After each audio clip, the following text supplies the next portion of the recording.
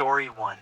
On June 7, 2021, at 10:05 p.m., the South Carolina Law Enforcement Division received a call that two people were shot dead at a residence in Islington, South Carolina.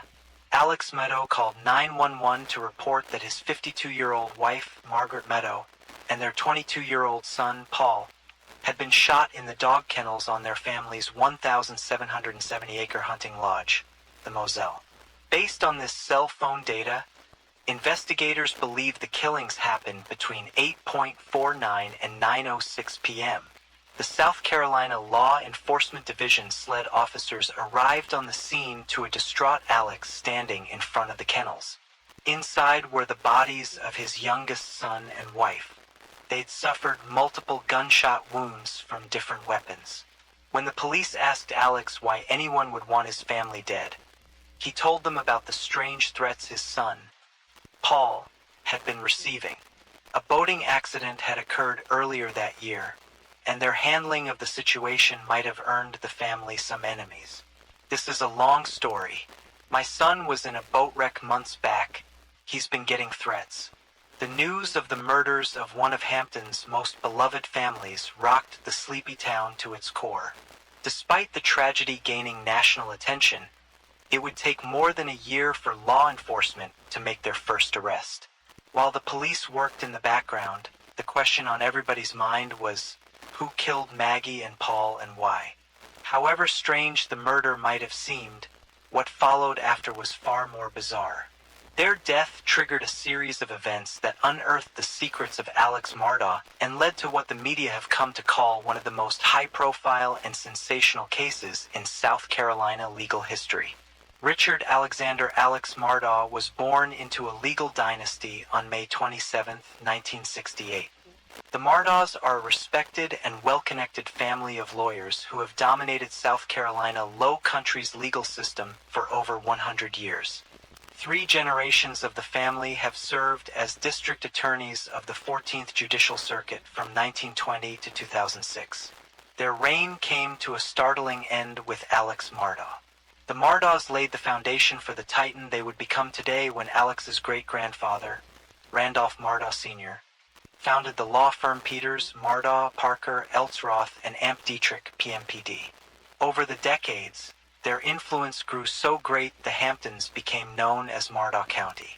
Alex Mardaw tried to follow in his family's footsteps when he was old enough and pursued a law degree from the University of North Carolina. There he met his beautiful wife Margaret Maggie Bransletter. They started seeing each other in 1991 and wed 2 years later on August 14, 1993, at the Second Presbyterian Church in South Carolina. Alex and Maggie had 2 sons, Richard Buster Mardaw and Paul Mardaw. Alex Mardaw became a personal injury attorney with his family firm, PMPD, trying to continue his family's legacy. However, unlike the generations of Mardaw that's come before, Alex abused the power and influence his family's firm gave him, using it to cover up financial crimes, theft, and some have even speculated murder. His underhanded dealings would go unnoticed for over a decade until his youngest son, Paul, was involved in a boating accident that left a girl dead. Paul's boating accident was just the latest in a long line of suspicious deaths surrounding the Mardaw family. People speculate that these accidental deaths were not so accidental and were part of a larger cover-up. Given the Mardaw family history and resources, the theory seemed likely, especially with how they handled the death of Mallory Beach. Paul Mardaw drove the family boat to a party on Pooka's Island on February 23, 2019. Fresh out of high school, Paul and his girlfriend Morgan Dowdy, Anthony Cook, Mallory Beach, and Miley Altman were hankering for a party and an unsupervised night of fun. The plan was to kick the night off with a house party and the oyster roast on the island.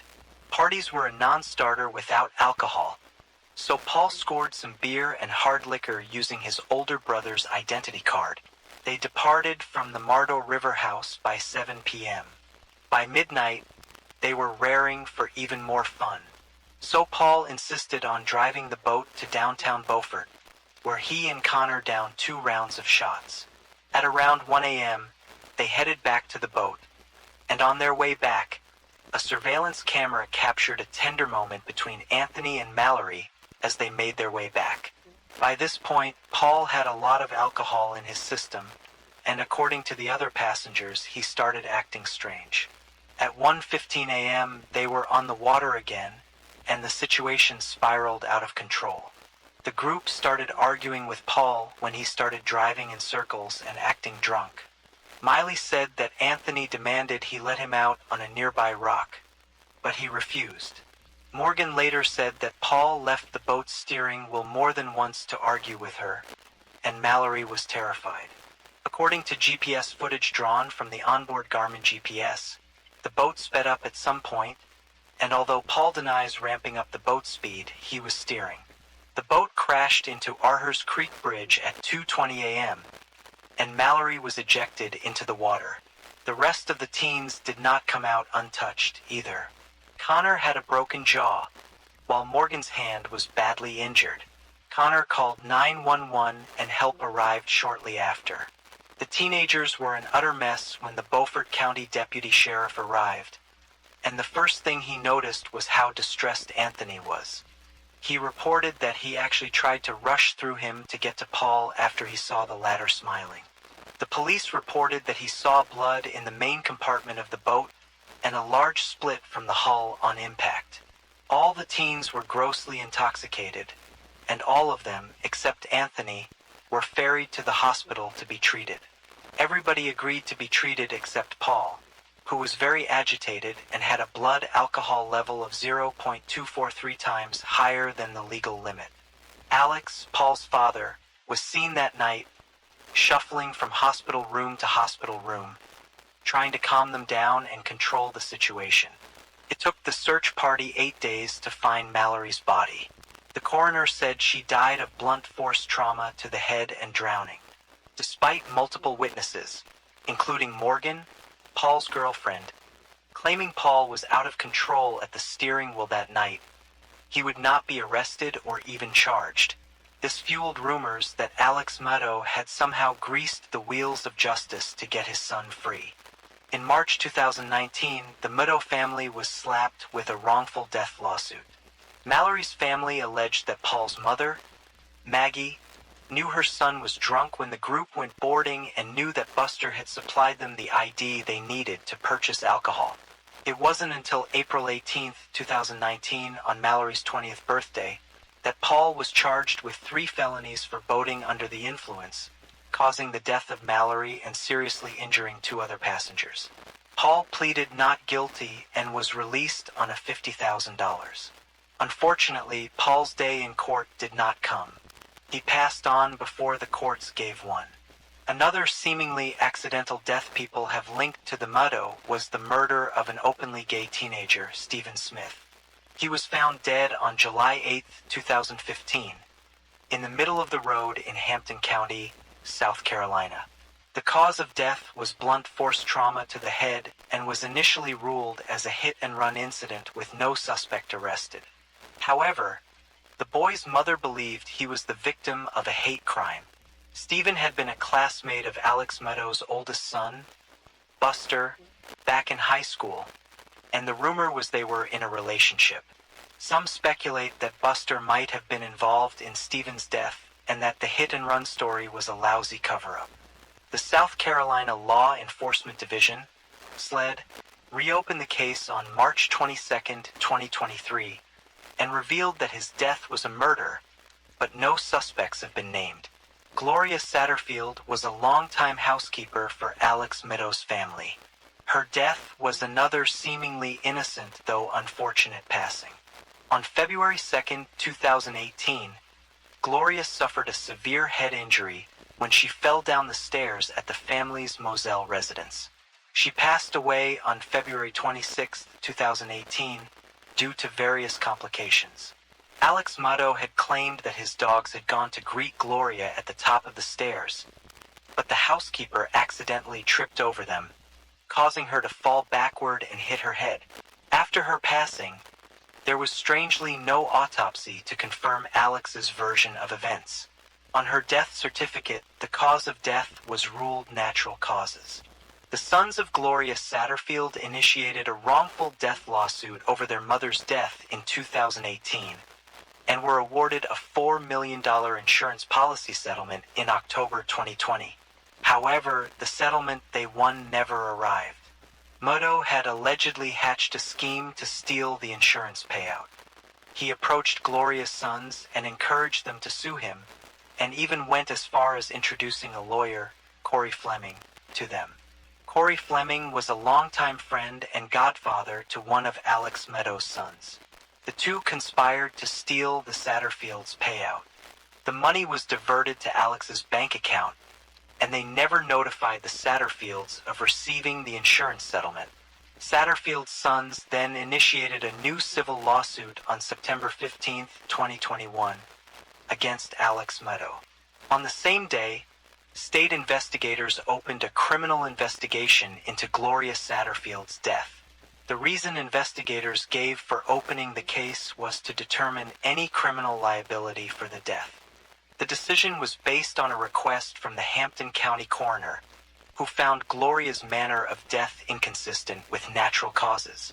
Her family later permitted state authorities to exhume her body for further investigation. By late September 2021, Alex Meadow was facing multiple financial and embezzlement charges.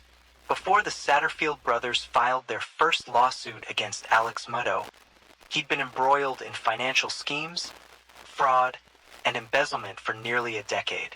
Alex was allegedly involved in a money laundering and painkiller ring, which lasted from October 7, 2013 to September 2021, with his distant cousin and eventual partner in crime, Curtis Smith. On September 4, 2021, the pair cooked up another sinister scheme. Alex gave Curtis a gun and directed him to shoot him. Alex's only surviving son, Buster, would receive his life insurance policy when he passed. Curtis pulled up to where Alex had staged a fake flat tire and shot at him as instructed. However, the bullet only caused superficial injuries to Alex, and he was even able to call 911 himself. The moment local law enforcement inspected the scene, they smelt foul play, but they weren't quite able to prove it. It wasn't until days later that Meadow confessed. He admitted to conspiring with Curtis and staging the shooting.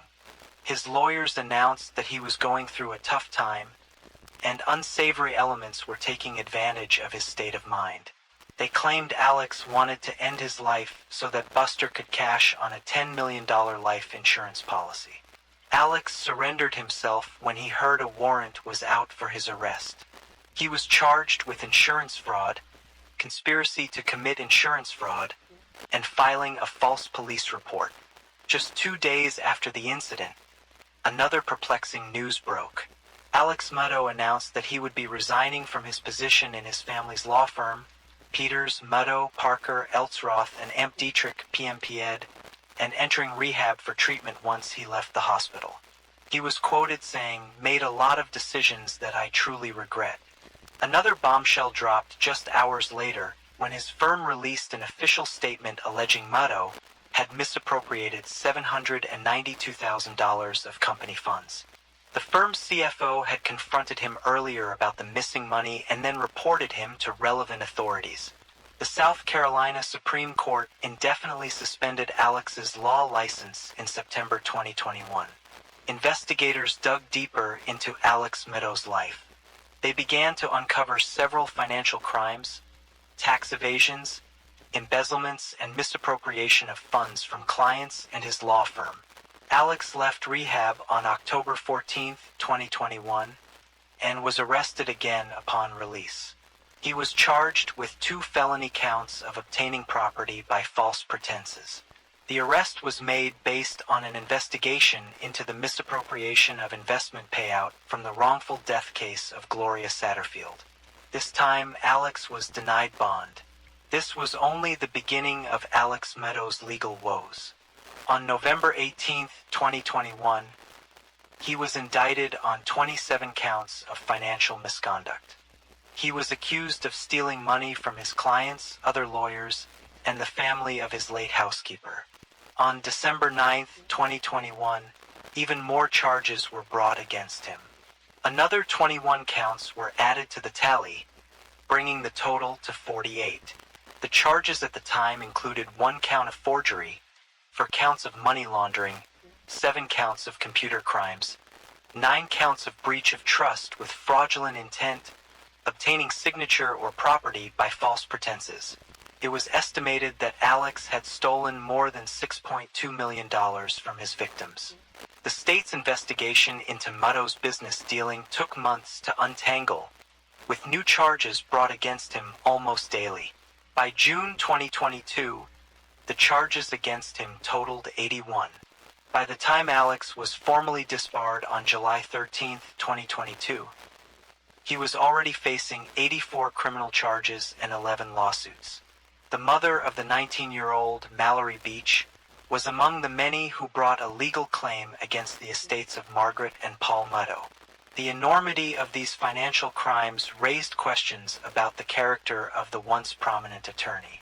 Could he be hiding something even more sinister? Perhaps the murder of his wife and son? If so, what could have possibly been his motive? The South Carolina Law Enforcement Division, SLED, decided to revisit what they knew and had accepted as facts about the double murder. They considered new information they gathered while investigating the numerous financial crimes of Alex Mutto. One of the first facts investigators realized was that all was not well in Alex and Maggie Mutto's marriage. The couple had hit a rough patch. Maggie was living apart from her husband in the family's beach home on Edisto Island, more than an hour away from the Moselle property. Marion Proctor, Maggie Mutto's sister, told law enforcement agents that Mary had not even planned to see her husband on the night of the murders. Alex reached out to Maggie on the fateful day, asking her to meet him at the family lodge. He asked Maggie to accompany him to visit his father, who was terminally ill and could pass away at any time. She was reluctant to go initially, and was said to have messaged a friend saying that her husband's behavior was fishy and that he was up to something. She suggested that they meet at the hospital instead. Ultimately, she agreed to drive to the Moselle property before heading to the hospital to visit Alex's ailing father. Unfortunately, she was murdered before she had the chance to visit her father-in-law. Maggie and her younger son were shot dead at their Moselle property. The 700-acre hunting lodge estate contained the Mutto house, dog kennels, a cabin, and stretches of swampland. Maggie and Paul were found near the dog kennels, and they had been shot several times. Paul was shot twice with a shotgun, and Maggie had 5 gunshot wounds. She'd been killed with a different weapon, which ballistic analysis determined was a blackout .300 ammo from an AR-style rifle. Alex Mutto claimed that he had a long nap that day before leaving to see his ailing mother, who suffers from dementia. He said he was away for about 45 minutes to an hour and a half. And when he got back, he saw his wife and younger son dead on the floor near the dog kennels. Alex's timeline for the night had been laid down during a series of interviews with law enforcement. I knew something was bad. While Alex was a person of interest in the eyes of law enforcement, there was still something missing, a motive as to why a prominent and influential lawyer would decide to kill his family. It wasn't long before they found what they were looking for. The South Carolina Law Enforcement Division, SLED, discovered that weeks before the murder, the state grand jury had subpoenaed Alex Mutto's finances. It was concerning an obstruction of justice investigation connected to a fatal 2019 boat crash involving Paul Mutto. Alex Mutto was scared that all his financial wrongdoings would be exposed following the hearing, which was scheduled for June 10, 2021. To make matters worse, his law firm had discovered his misappropriation of company funds. Gene Setchinger, the law firm's CFO at the time, had confronted Mutto about the missing money on June 7, 2021, the day of the murder. State authorities claimed that the financial pressure had Alex rattled and he feared his world would collapse. So he hatched a daring plan that would divert attention from his financial crimes, which were beginning to go public, and help garner sympathy for him in the public eye. July 14, 2022, 13 months after the fatal shooting of Maggie and Paul, Alex Mutto was charged with the murders of his wife and son. The start of the murder trial of Alec Murdaugh, the once prominent South Carolina. Mutto was charged with 2 counts of murder and possession of a weapon during the commission of a violent crime. The prosecutors claimed that Mutto had shot and killed his wife and son at close range with a shotgun and an AR-style rifle. The murder weapons were never found. Mutto's defense team argued that 2 shooters carried out the shootings due to the different weapons used.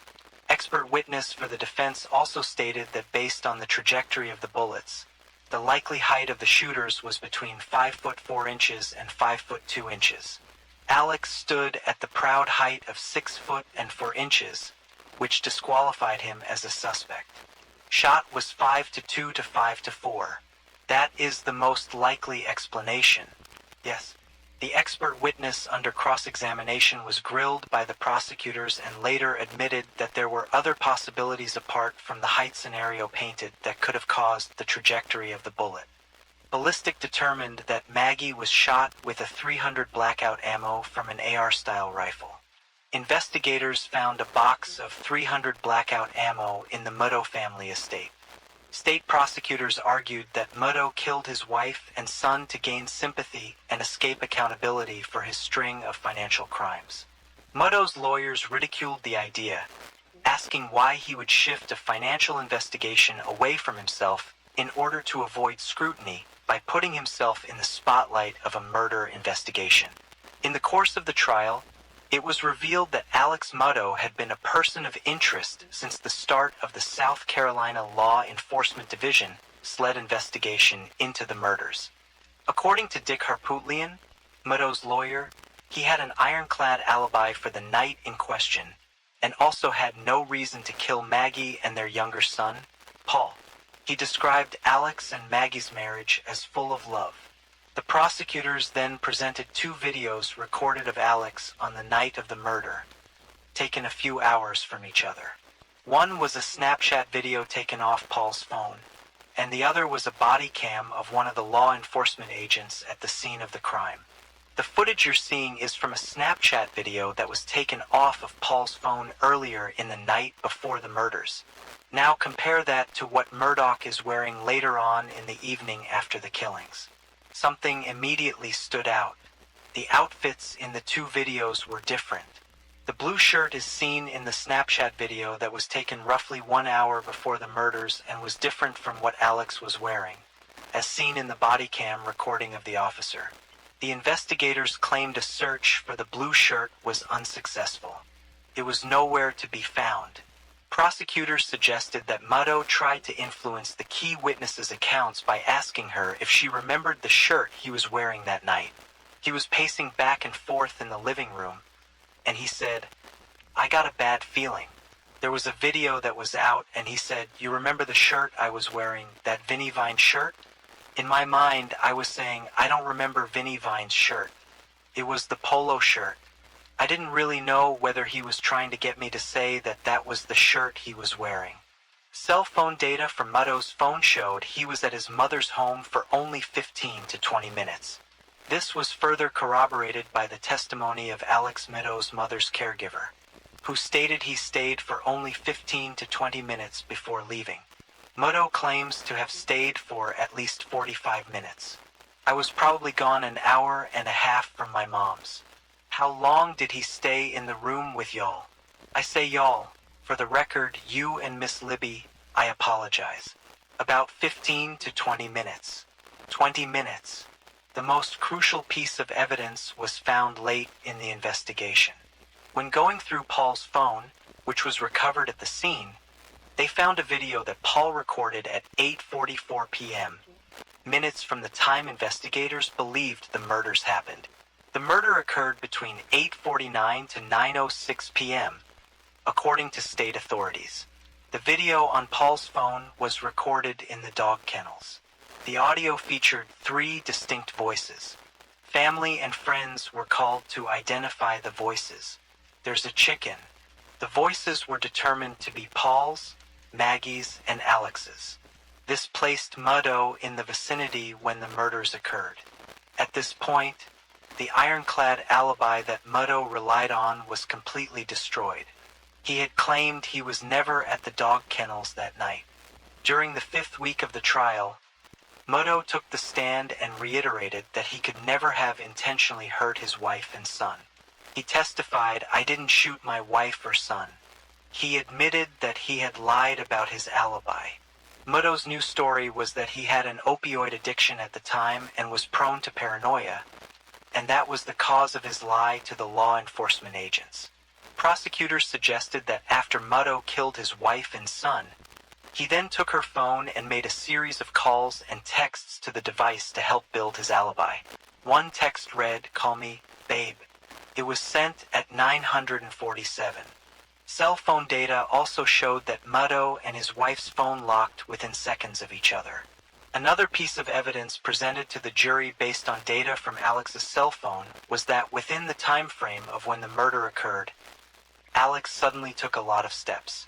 Prosecutors attribute this to him trying to hide or dispose of evidence that would link him to the murder. Muddo's lawyers discredited this claim by pointing out that the steps recorded on Alex's phone did not match that of his wife's. So it is wrong to think he picked up his wife's phone after the shootings. Ultimately, the video Paul recorded at the dog kennels provided the decisive evidence by which the case was determined. The jury reached a verdict in 3 hours on March 2, 2023. The jury found Alex Muddo guilty on all counts. He was sentenced to 2 life sentences to run consecutively without the possibility of parole. The jury also convicted him of 2 counts of possession of a weapon during a violent crime, which added another 5 years to his sentence. Muddo pleaded guilty to 22 counts of financial crimes as part of his deal, but continues to stand by his claim of innocence in the murder of his wife and son. On March 9, 2023, he filed a notice to appeal his double murder conviction. In a surprising turn, Muddo's lawyers filed a motion seeking a new trial after allegedly uncovering evidence of jury tampering by Rebecca Hill, which she has now denied. Rebecca was a Colleton County Clerk of Court and was accused of tampering with the jury by advising them not to believe Muddo's testimony and other evidence presented by the defense, pressuring them to reach a quick guilty verdict, and even misrepresenting critical and material information to the trial judge in her campaign to remove a juror she believed to be favorable to the defense. A hearing would be convened for Muddo's lawyers to present evidence and witnesses to support their claim. However, a judge is yet to be selected to preside over the hearing. With Muddo's appeal, over 100 financial and drug crime charges, and multiple pending lawsuits, we can be sure that we have not heard the last of Alex Muddo.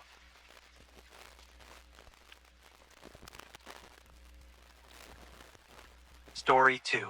On May 5, 2009, just before 3 a.m., the Coleman family, known for their seemingly perfect life, was found brutally murdered in their own home. Let's piece together the events of that fateful night of a crime that left an indelible mark on the hearts of many. Chris Coleman met his wife Sherry when he was in the Marines, and she was in the United States Air Force. It was love at first sight for Sherry. She knew right away that Chris was the guy she wanted to be with for the rest of her life. Within a few months, Sherry was pregnant with their first child, Garrett.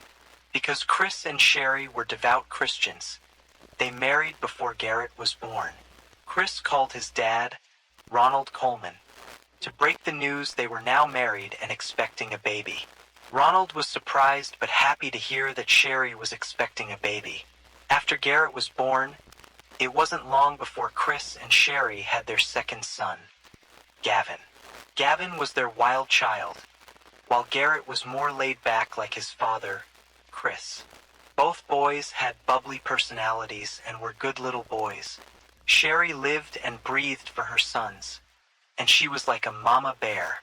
If you stepped on one of her children, you better watch out. Chris was a very good father, and they made a great family. They laughed, played together, and cherished every moment with their sons. Once the Colemans left the military, they relocated to Waterloo, Illinois, a small town. Their house was situated in an upscale neighborhood, the result of a successful new job that Chris landed. Chris became the head of security for the renowned TV evangelist Joyce Meyer, the CEO of one of the largest Christian ministries in the world. However, Joyce's multimillion-dollar income and opulent lifestyle sparked controversy among certain individuals. Critics accused her of being a greedy con artist who exploits the fears of her followers. They claimed that her financial success and lavish lifestyle were at odds with her religious teachings. Chris served as a bodyguard and personal security guard for Joyce. One of his primary responsibilities was to monitor and safeguard against hate mail and letters sent to Joyce's church. These threats were often aimed at Joyce's life, with people expressing their intentions to find and cause harm to her. Joyce's ministry, based in St. Louis, Missouri, allowed Chris to earn a living as a bodyguard.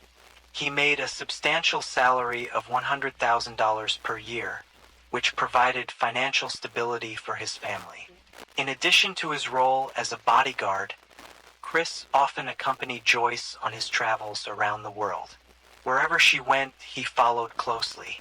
This constant presence allowed Chris to provide additional security for Joyce. However, it meant that he was away from home for extended periods. Sherry confided in a friend that one year, while Chris was working for Joyce, he had been gone 260 days out of the year. She was stressed out because the boys, Garrett and Gavin, missed their dad. The boys hated when he was gone, and they would mark off each day on a calendar until he came back from his trip. Garrett and Gavin would stare at those days until they were up, eagerly waiting for their dad to return. However, by the time Chris did finally get home, it wasn't long before he had to leave again. This constant cycle of absence caused a lot of tension in Chris and Sherry's marriage. Sherry was tired of doing everything alone, sick of being both the mom and dad. She felt overwhelmed and underappreciated, and the constant juggling act was taking its toll on their relationship. In October 2008, Chris traveled to Tampa, Florida, where Sherry had attended high school. Sherry reached out to an old friend, Tara Lentz, and asked if she would be able to check in on Chris while he was in town. Chris eventually got in touch with Tara after settling in Tampa, and they decided to meet up. Tara graciously showed Chris around the city. On November 14, 2008, at approximately 11 p.m., Chris received an email that stood out. The email address was destroychris@gmail.com, and the subject line and content terrified him. This email stated that Chris should stop working for Joyce Meyer, or else he or his family would be killed. As the hours passed by, more aggressive emails arrived at the ministry from the same email address, reiterating the threat and indicating a specific time and date when the attack on his family might occur. The sender of these emails knew Chris Coleman's schedule and knew that he would be traveling out of the country. Chris informed Sherry about the email threats he had received, and the following Monday, he reported the emails to the local police. He explained that he was not home much because he had traveled with Joyce Meyer Ministries. The police offered to conduct patrols around the residence when Chris was not home, but despite the increased police presence, Sherry continued to fear for her family's safety. Sherry once asked a friend to stay with her because she was not comfortable staying alone in the house with Chris away. She made it clear that she was deadly serious about protecting her family and willing to take whatever measures necessary to ensure their safety. To show her friend that she was serious, Sherry revealed that she had a gun and demonstrated how to hold it in case someone broke into the home and she was not present. 2 months after the death threats began reaching the Coleman family, an unmarked hand-delivered letter arrived abruptly in their mailbox. The letter, written in bold letters, demanded immediate action. It read, Deny your God publicly or else. No more opportunities. Time is running out for you and your family. This threat was ominous and explicit, stating that if the Colemans failed to comply with the request, they would face dire consequences. Sherry was deeply shaken by the unsettling message. This intrusion into her private space, coupled with the explicit threat to her and her family, left her feeling genuinely frightened. Throughout the ordeal, Sherry's fear intensified with each passing day. The letter served as a reminder of the potential danger lurking around the corner, waiting for an opportunity to strike. After receiving a death threat in the mail, Chris and Sherry Coleman decided to take extra precautions to protect their family. As a part of this effort, Chris installed surveillance cameras outside his home. These cameras captured footage of the surroundings and were sent to a screen in the basement office of their home. Additionally, the footage was saved on a digital video recorder, allowing Chris to have a permanent record of the incident. He hoped that the surveillance cameras would help him identify the culprit responsible for the threats against his family. Shortly after Chris installed the security cameras outside his house, the threats against the Coleman family stopped. Life returned to normal for Chris, Sherry, Garrett, and Gavin. For a while, things were quite good. In April 2009, Sherry told everyone that she was feeling better about her marriage and was determined to do whatever it took to make it work. She expressed relief that the death threats had stopped arriving, and she felt a sense of happiness. However, her optimism did not last for long. Another letter arrived at the Coleman home, this time containing an ominous warning. It stated that her worst nightmare was about to come true. Chris, Sherry's husband, was disturbed by the contents of the letter. He decided to examine the footage captured by their security camera from the previous night. To his surprise, he noticed a silhouette that caught his attention. However, the identity of the figure remained a mystery. This new development brought back the fear and concern for Sherry and her children's safety. Once again, she found herself living in constant fear of the unknown. The reassurance she had gained from the temporary lull in threats had vanished, and she felt that her worst nightmare was imminent. The local police increased their efforts in response to the escalating threats against the Coleman family. One neighbor, Justin Barlow, a detective sergeant with the nearby city of Columbia Police Department, took a special interest in the case. Detective Barlow took it upon himself to personally reach out to Chris through telephone. During their phone conversation, Detective Justin Barlow informed Chris that he noticed Chris's absence from home for work. The detective offered assistance, stating that his cell phone number was available if Chris needed anything or had any concerns. Detective Barlow reassured Chris that he could respond more quickly than the police if there were an emergency since he lived in the neighborhood. Detective Justin Barlow, who lived across the street from the Coleman family, set up video cameras to monitor their driveway over several weeks. The footage captured by Detective Barlow's cameras depicted the Coleman family going about their daily routines, but it did not capture the person who had left death threats for them. Despite Detective Barlow's efforts, the videos failed to provide any clues or information about the person behind the messages. Chris headed to the gym at 5:45 a.m. on May 5, 2009. Approximately 1 hour after leaving, Chris dialed his home phone number to ensure that Sherry and the boys were up and ready for school. However, no one answered the call. Alarmed by the lack of response, Chris called his neighbor, Detective Justin Barlow, at 6:45 a.m. Chris explained to Detective Barlow that he had left home around 5:30 a.m. and traveled to the gym in St. Louis County. While exercising, he made calls to Sherry's phone to ensure she was awake. However, to his surprise, she was not answering. This growing concern prompted Chris to ask Detective Barlow to check on Sherry and his sons.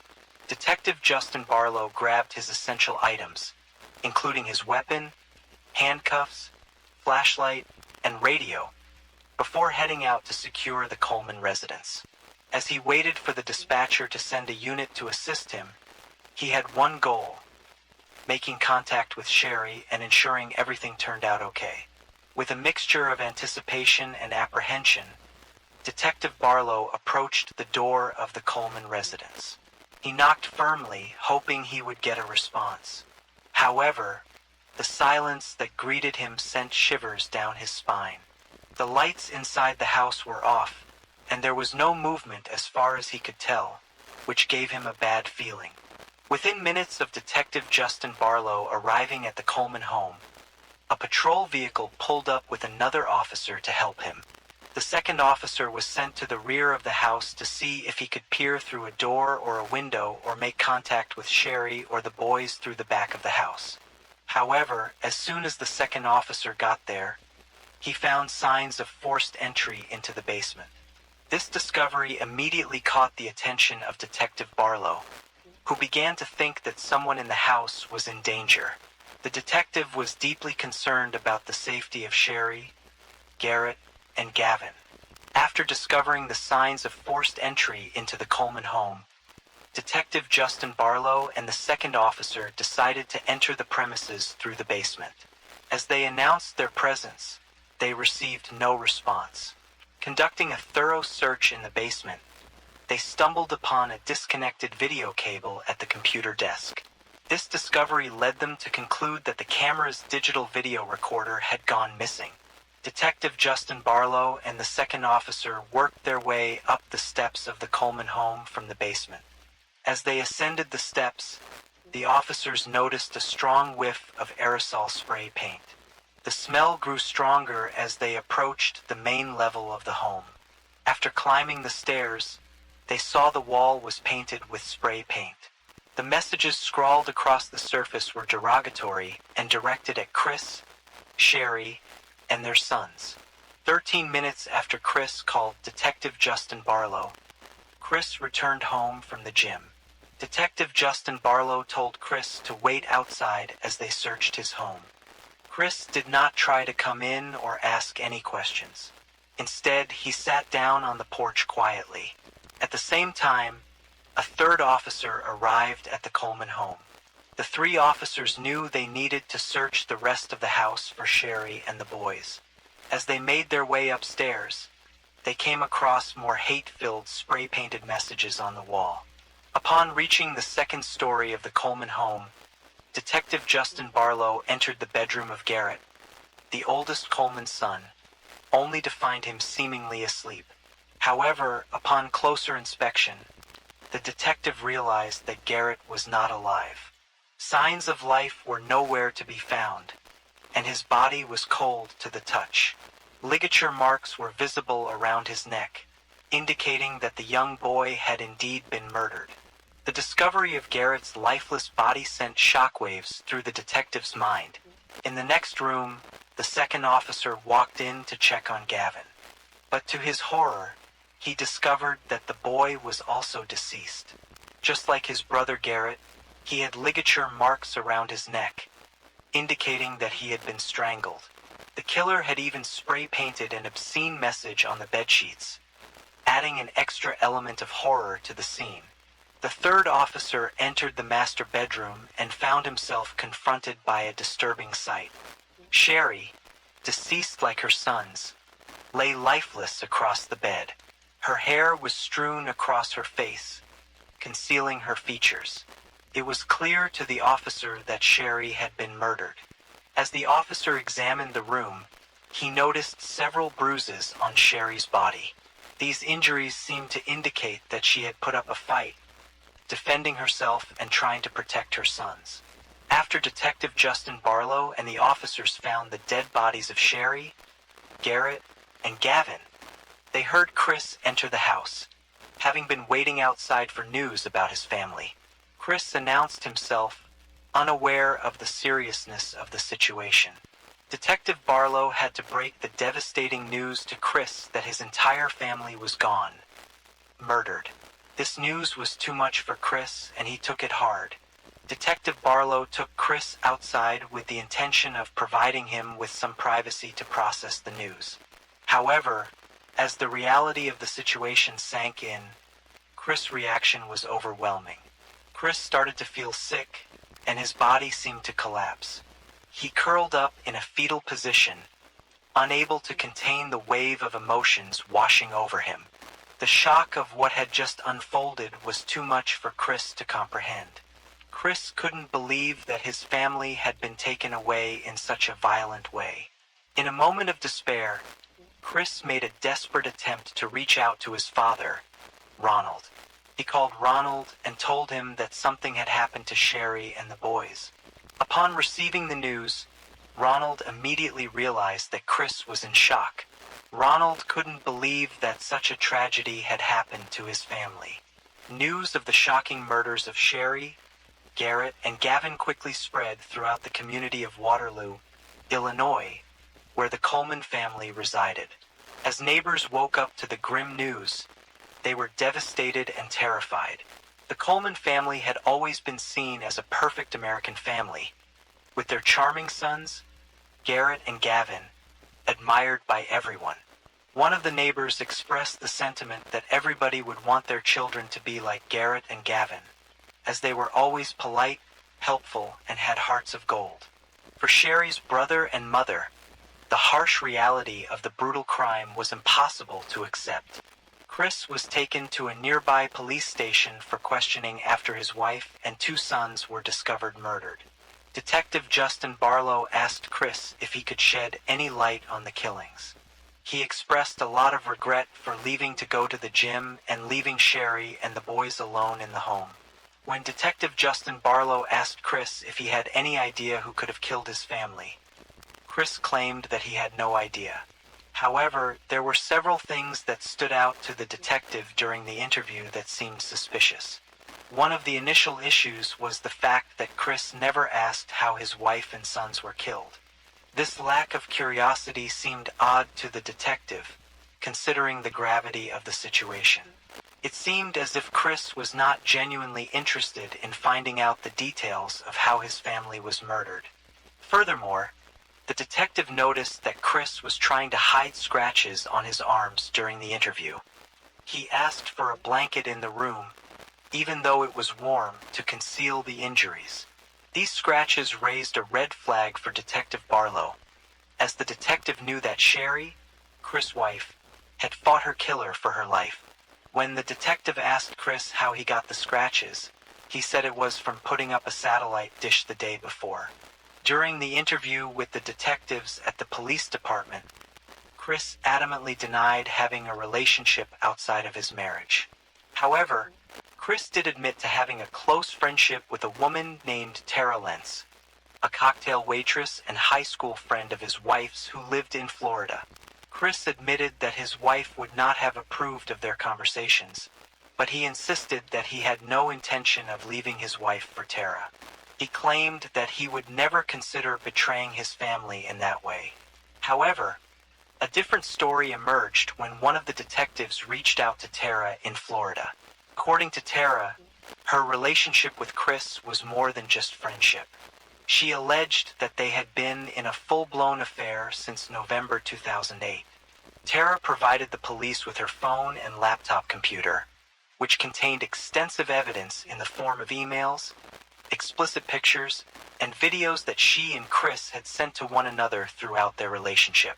When the detectives confronted Chris with the information Tara had provided them, Chris admitted that he had been seeing Tara more frequently than he had initially confided in the detectives. Further investigation revealed that Chris and Tara devised a system to meet up at locations where he worked for Joyce Meyer. They met in secret, often traveling to exotic destinations like Hawaii to enjoy time together away from their families. Chris insisted that his relationship with Tara was not considered an affair, stating that an affair implies a deeper level of commitment and involvement than he and Tara had. However, the detectives discovered some interesting information from Tara's cell phone and computer. Tara had a calendar marked with a wedding to Chris and scheduled vacations. She appeared to be under the impression that Chris was planning to leave his family for her. This evidence raised suspicions among the detectives, as it contradicted Chris' assertion that their relationship was not a serious affair. Chris' father, Ronald, was stunned to learn their son had an affair. However, Ronald insisted that Chris' relationship with Tara had nothing to do with the murders of Chris' wife and son. Ronald said that Chris had always been gentle and would never commit such heinous crimes. He emphasized that Chris was a quiet man who exhibited no signs of violence. Detectives believed that Chris' affair with Tara Lentz was a strong motive for murder. However, their preliminary investigation determined insufficient evidence to charge him with the crime. So, after 6 long hours of questioning, Chris walked out of the police department without any charges being filed against him. Tara Lentz became a person of interest in Sherry, Garrett, and Gavin's murders. However, she was cleared as a suspect when the detectives determined that she was in Florida the morning of May 5, 2009, when the family was killed. The murders of the Coleman family sparked one of the largest murder investigations in Illinois history. A task force consisting of 25 detectives was assembled to track down the killer. For 15 days straight, they worked 20-hour days calling in professionals to assist with the case. One of the key focuses of the task force was determining the origin of the hate-filled emails sent to Chris Coleman. Every threatening email the Joyce Meyer Ministries received over the past year was meticulously examined, leading the team to locations all over the country.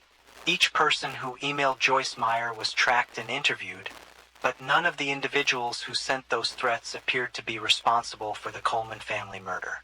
A computer forensic team was brought in to investigate the murder of Sherry, Garrett, and Gavin. The detectives who requested their assistance were hoping to uncover any digital evidence related to the crime. This team began by analyzing the email account Declassified@gmail.com.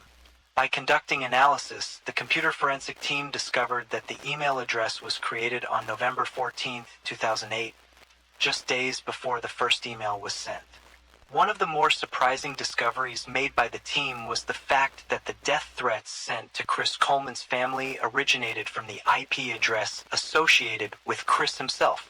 The detectives continued to investigate the Coleman family's murder by conducting a meticulous examination of both the spray-painted messages found at the crime scene and Christopher Coleman's handwriting. To gather evidence, they took photographs of the spray-painted messages at the crime scene and collected samples from Christopher Coleman. These samples were then sent to a handwriting expert for analysis. After comparing the two samples, the expert concluded that the handwriting matched the spray-painted messages. This finding led the detectives to conclude that Christopher Coleman was the one who wrote the messages on the walls of his home on the day of the murders. A chemical analysis identified the brand color of the spray paint as Rust-Oleum Candy Apple Red. After being informed of Chris Coleman's purchase at a hardware store days before his family was killed, one detective decided to reach out to the manager of the store. The manager confirmed to the detective that Chris had made a purchase at the store, and the specific product he had purchased was Rust-Oleum Candy Apple Red spray paint. This discovery was significant as it linked Chris Coleman to the same type of spray paint that was used in the murder scene. During the investigation into the Coleman family murders, the time of death became a significant aspect. Chris initially told investigators that he had left his home around 5:45 a.m. on May 5, 2009, the morning his family was murdered. However, the medical examiner confirmed that Sherry, Garrett, and Gavin were killed around 3 a.m., which meant Chris was home at the time of his family's murder. 2 weeks after the discovery of the bodies, Chris Coleman was arrested and charged with 3 counts of first-degree murder. The prosecution argued that these crimes were driven by greed, selfishness, and narcissism. Chris Coleman, it seemed, had decided it was time for a fresh start, and his family was in the way. In April 2011, Chris Coleman was put on trial for the murder of his wife Sherry and their 2 sons, Garrett and Gavin. The state alleged to the jury that Chris had killed his family because he wanted to be with Tara Lentz but couldn't divorce his wife Sherry because he would lose his well-paying job with Joyce Meyer Ministries, since they did not believe in divorce. During the trial, Chris' defense attorney argued Chris was innocent of murdering his family and alleged an intruder walked into the home on May 5, 2009, and killed them. 2 years to the day of the murders of Sherry, Garrett, and Gavin, Chris Coleman was found guilty of their murders. The judge sentenced Chris to life in prison without parole, even though he was eligible for a death sentence. This decision was because the state of Illinois had recently repealed the death penalty, which was scheduled to come into effect just a few months after the murders. Sherry's family and friends were determined to ensure that she, Garrett, and Gavin would never be forgotten, and they wanted to do something meaningful to honor their memory. They decided to raise money for victims of domestic violence, a cause that was near and dear to their hearts.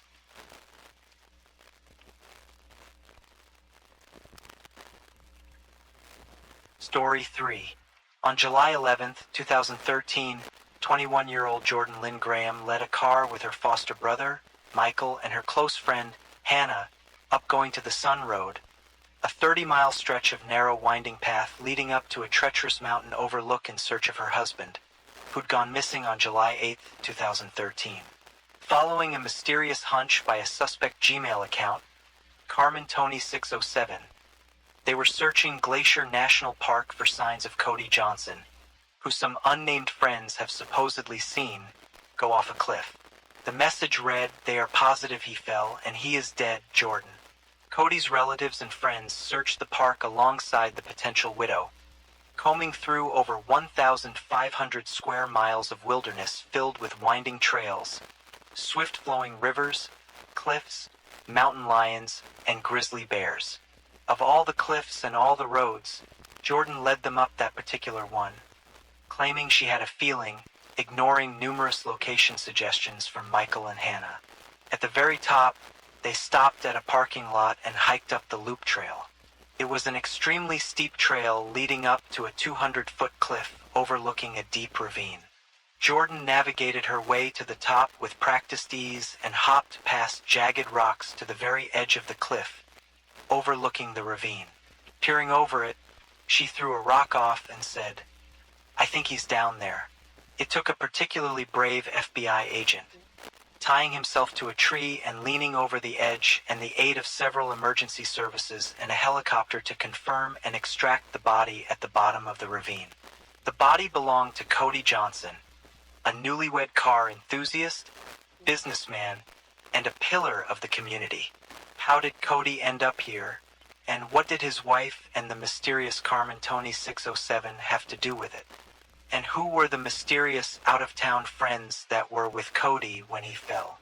These were the questions that hounded the Kalispell Police Department for days to come. Cody Johnson was born on April 8, 1989, in San Jose, California, and he grew up with his mother, Sherry Johnson, whom he was intimately close to. They moved to Kalispell in northwestern Montana in 2002.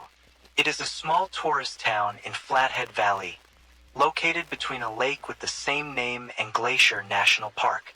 Cody spent most of his childhood exploring the great outdoors, driving on long trails with his friend, and kindling his lifelong obsession with all things cars. According to Cody's friends and family, he was real. He was personable, charismatic, and selfless. He was one of those rare types of people who wouldn't hesitate to go the extra mile to help you once they got to know you. Cody was also lucky enough to grow his lifelong interest in cars into a thriving business. It started with modifications and souping up cars for racing in his teenage years, but it did eventually evolve to include commercial cars. Cody was a custom commercial car builder, but he also had a job at Nomad Communications, where he worked with his uncle and several of his car-loving friends. It also didn't hurt that his childhood best friend, Cameron Fredrickson, was his boss. Life was pretty much perfect for Cody. The only thing missing was somebody to share that life with. At 23, Cody was in the market for a life partner. He talked to his friends about wanting to marry a church girl, and on Halloween 2011, he met Jordan, the woman who'd change his life forever.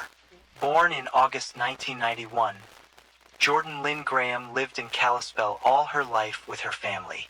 She grew up deeply religious and attended the Faith Baptist Church, where she babysat children and worked with families. Her whole life revolved around her faith. All her friends were in church, and it was her dream to one day become a stay-at-home mother and raise a family. Jordan and Cody hit it off when they met on Halloween 2011. She was initially shy before she opened up, and they got to talking. She told Cody about her dreams of starting a family and how much she loved nature and the outdoors. Jordan liked Cody, but she was only 20 years old at the time and was not looking to start anything serious. They went on a few dates but remained just friends. All that changed when Cody began to seriously pursue her. He joined her church, First Baptist, and began to move in the same circles as she did. It wasn't long before their casual relationship evolved into something more, at least for one of them. They started dating officially in November 2011, and Cody was entirely taken by her. He adored her and wanted to be with her day and night. According to Sherry Johnson, Cody was sure he wanted to marry Jordan a few weeks into their relationship. Even when Jordan told him she wanted to maintain her chastity until marriage, he didn't change his mind. The people who knew the couple well, however, noticed that Jordan didn't seem to feel as passionately for Cody as he did for her.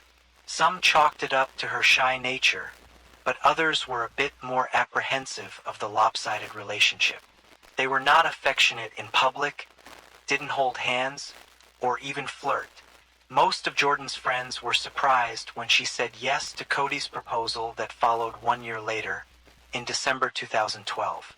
They thought she was not serious enough to get married after 1 year of dating, but were happy for her.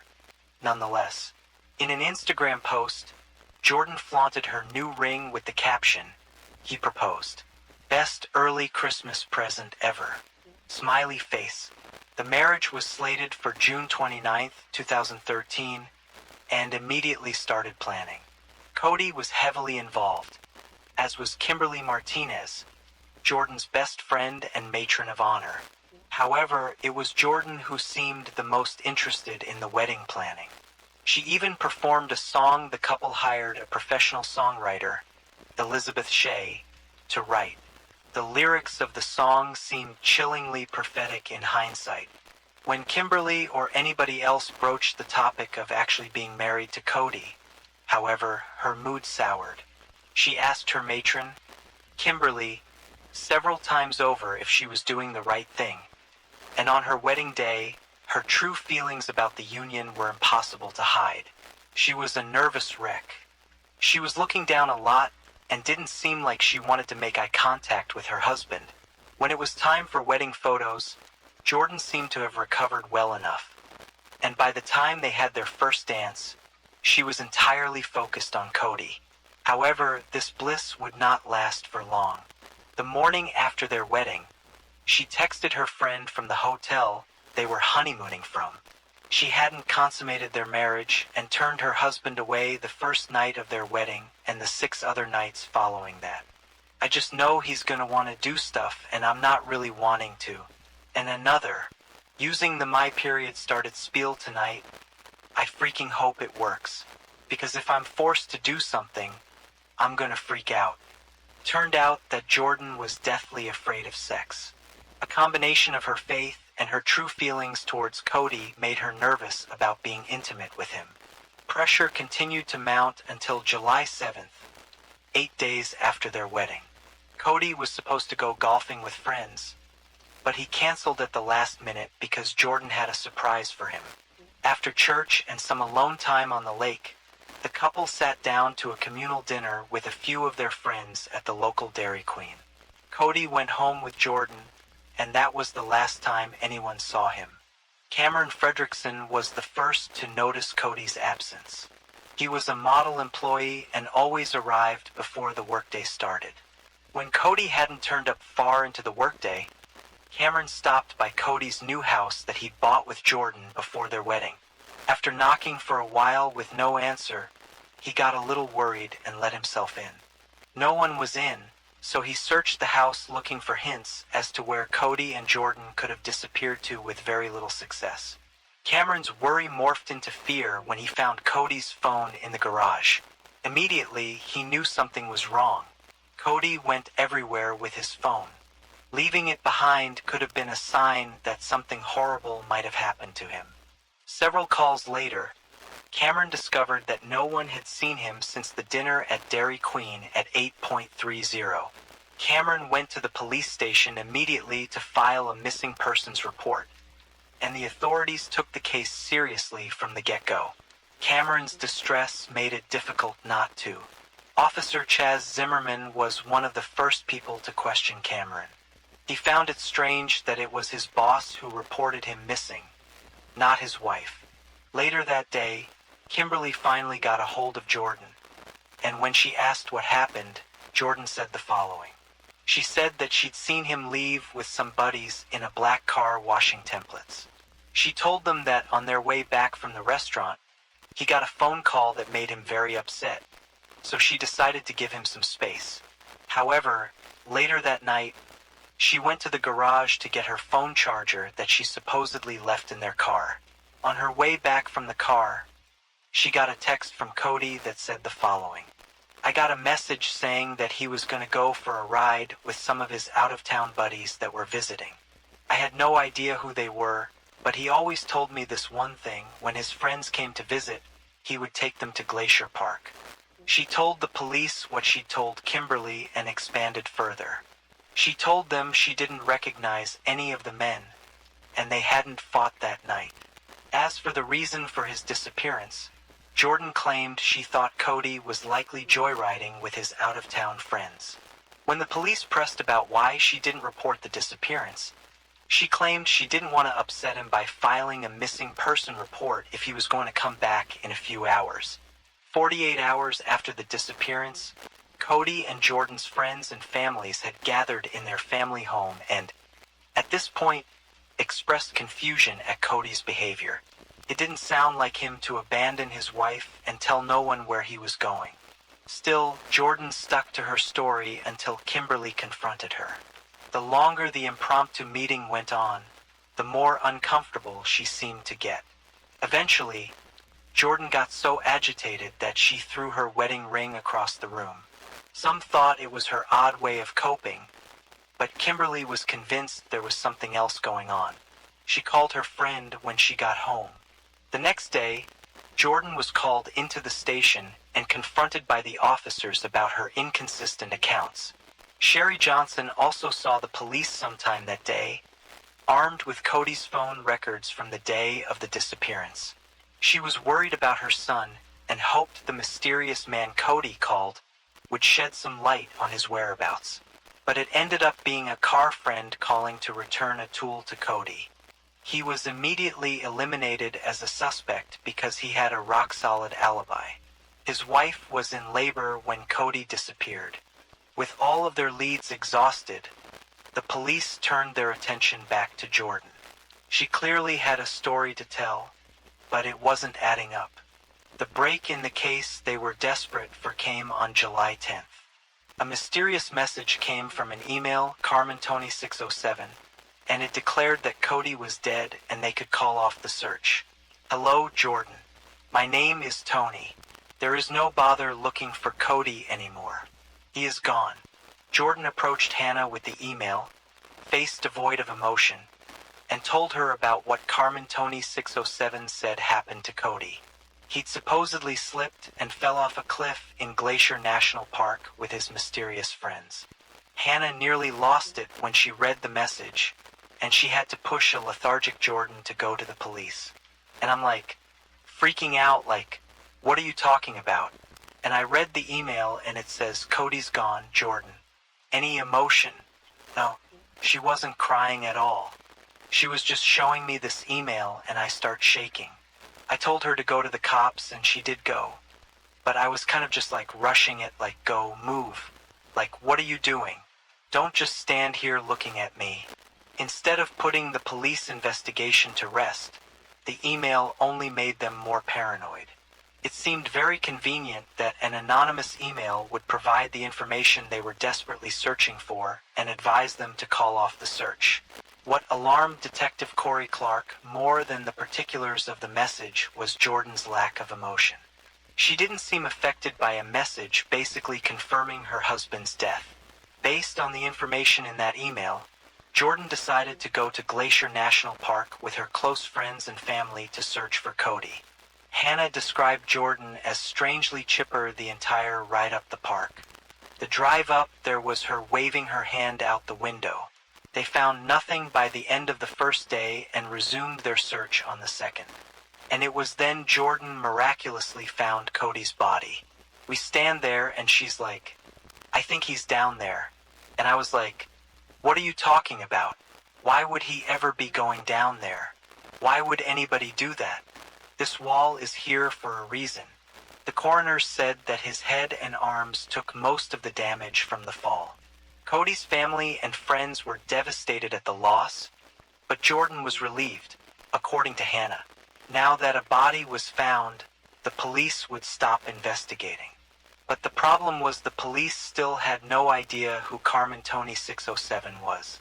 When Jordan was initially questioned about the message, she pointed them at Tony Stalkup, a fellow car enthusiast and acquaintance of Cody. He hadn't seen Cody in several months, but he was so concerned for him that he allowed them full access to his accounts. They did not find the email address they were looking for, and both Jordan and Cody's phone records did not reveal much. So they had to reach out to Google to subpoena the IP address of Carmen Tony 607.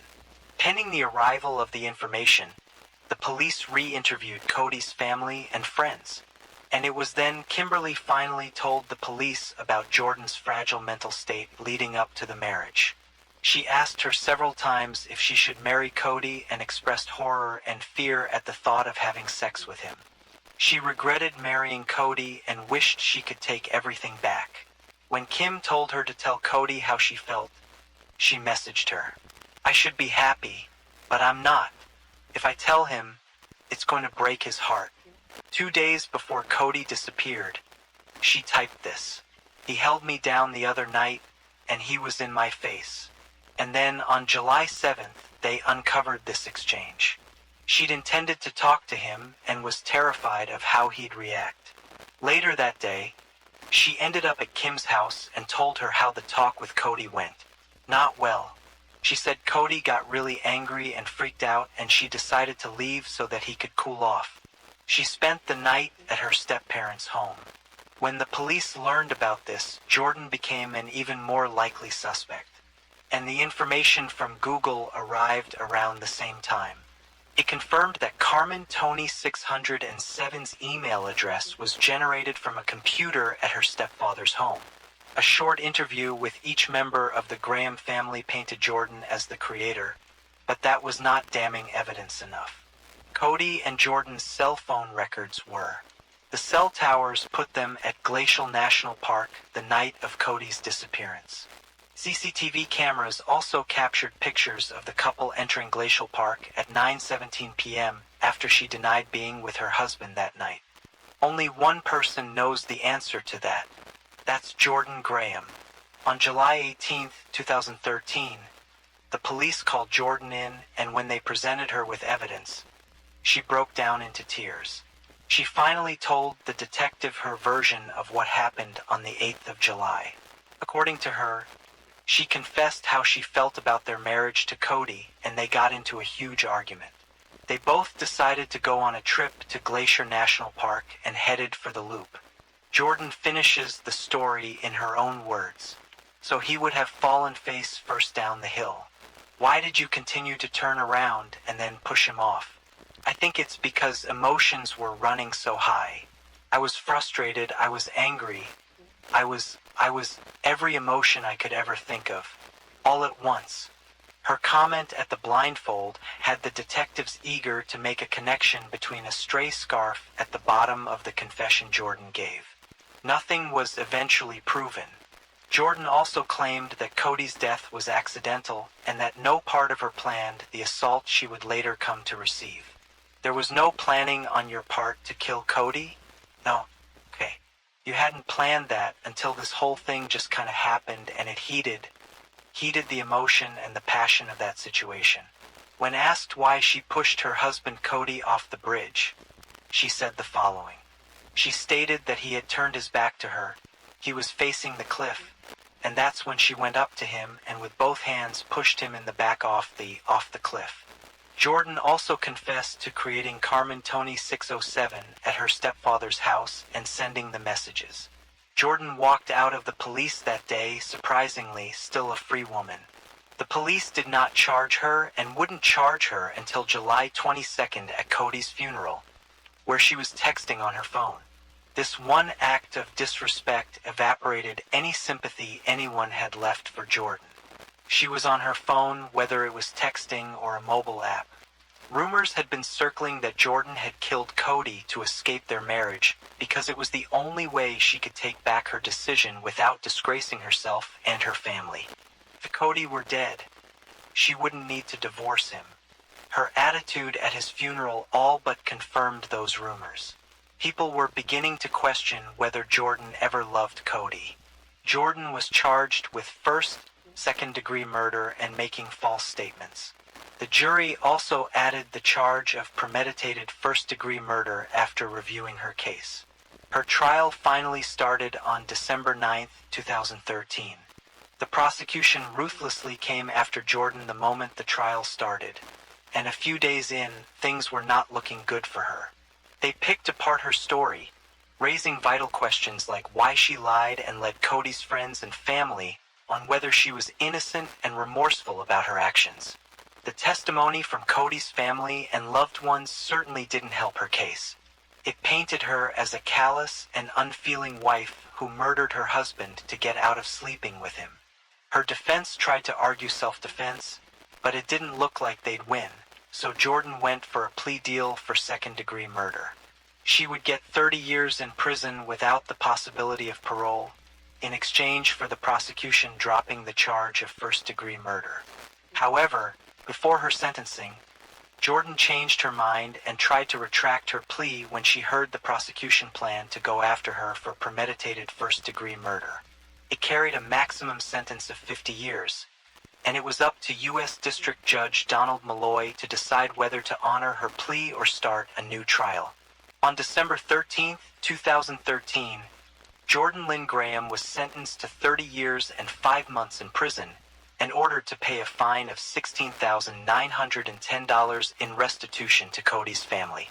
She took the stand during her sentencing hearing to apologize for killing Cody. She claimed to be in shock when it happened. "I wasn't thinking where we were. I just pushed," she explained to the judge. Over the years, Jordan would try over and over to get a reduced sentence on several grounds. Her final one was in 2016, but her case was never reopened or reviewed. The federal prosecution was determined to make a statement of her case. The sentence today is going to send a message that if you kill someone and are subject to federal jurisdiction, you will be prosecuted swiftly and severely punished for your crime. Jordan will not be leaving prison until she is over 52 years old.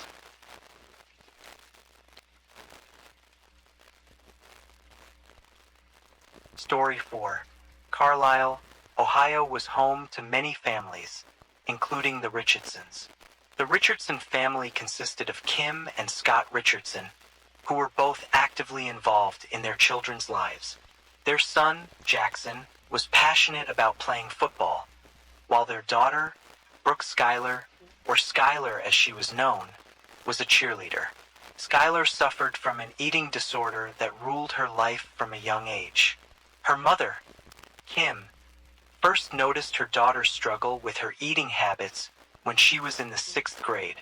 At just 12 years old, Schuyler's obsession with food and exercise became apparent when she refused to purchase gum if it had more than 5 calories. Because Schuyler was a flyer on the cheerleading squad, she needed to be light and easy to toss. This pressure to maintain a certain weight made her battle even harder. She had become consumed by her body image and the constant fear of gaining weight. Skylar's struggle with her weight and body image began during cheerleading season. In an effort to maintain her body weight, she started throwing up after meals. However, this destructive behavior only exacerbated her issues when cheerleading season was over. After the end of cheerleading season, Skylar's struggle with her weight intensified. She would experience periods of binge eating, where she would consume excessive amounts of food in a short period. These episodes would often be followed by periods of starvation, where Skylar would restrict her food intake or engage in extreme diets. Skylar's parents noticed her changing behavior and were concerned for her well-being. They tried to approach her about their concerns, but Skylar would shut down whenever the topic was raised. She never wanted to talk about it, and any attempt to address her weight was met with resistance. Frustrated, Skylar's parents sought professional help from various doctors and therapists. They hoped that these interventions would provide some relief for their daughter. After an evaluation, Skylar was eventually diagnosed with body dysmorphia. This condition involves an obsessive focus on a perceived flaw in appearance, often leading to significant distress and impairment in daily functioning. July 2016 marked the summer before Skylar's senior year, when she decided to begin dating a friend's cousin. However, the relationship did not last for long, and by January 2017, Skylar had moved on to a new boyfriend, a high school student named Brandon. Skylar was genuinely happy and seemed to be gaining weight. Her parents, Kim and Scott, hoped that their daughter's eating disorder was under control. They noticed that she looked healthy and appeared genuinely happy. In February, Skylar excitedly picked out her prom dress. It was a tightly fitted dress that required her to be laced into it. By mid-March, Skylar went on vacation with her family. During the trip, she wore a two-piece bathing suit. Her mom thought she looked wonderful. Kim, knowing that her daughter and Brandon were heating up, wanted Skylar to start taking birth control pills. She believed that this would protect her daughter's health and help prevent any unwanted pregnancies. In mid-April 2017, Skylar visited her mother's gynecologist to obtain a prescription for birth control.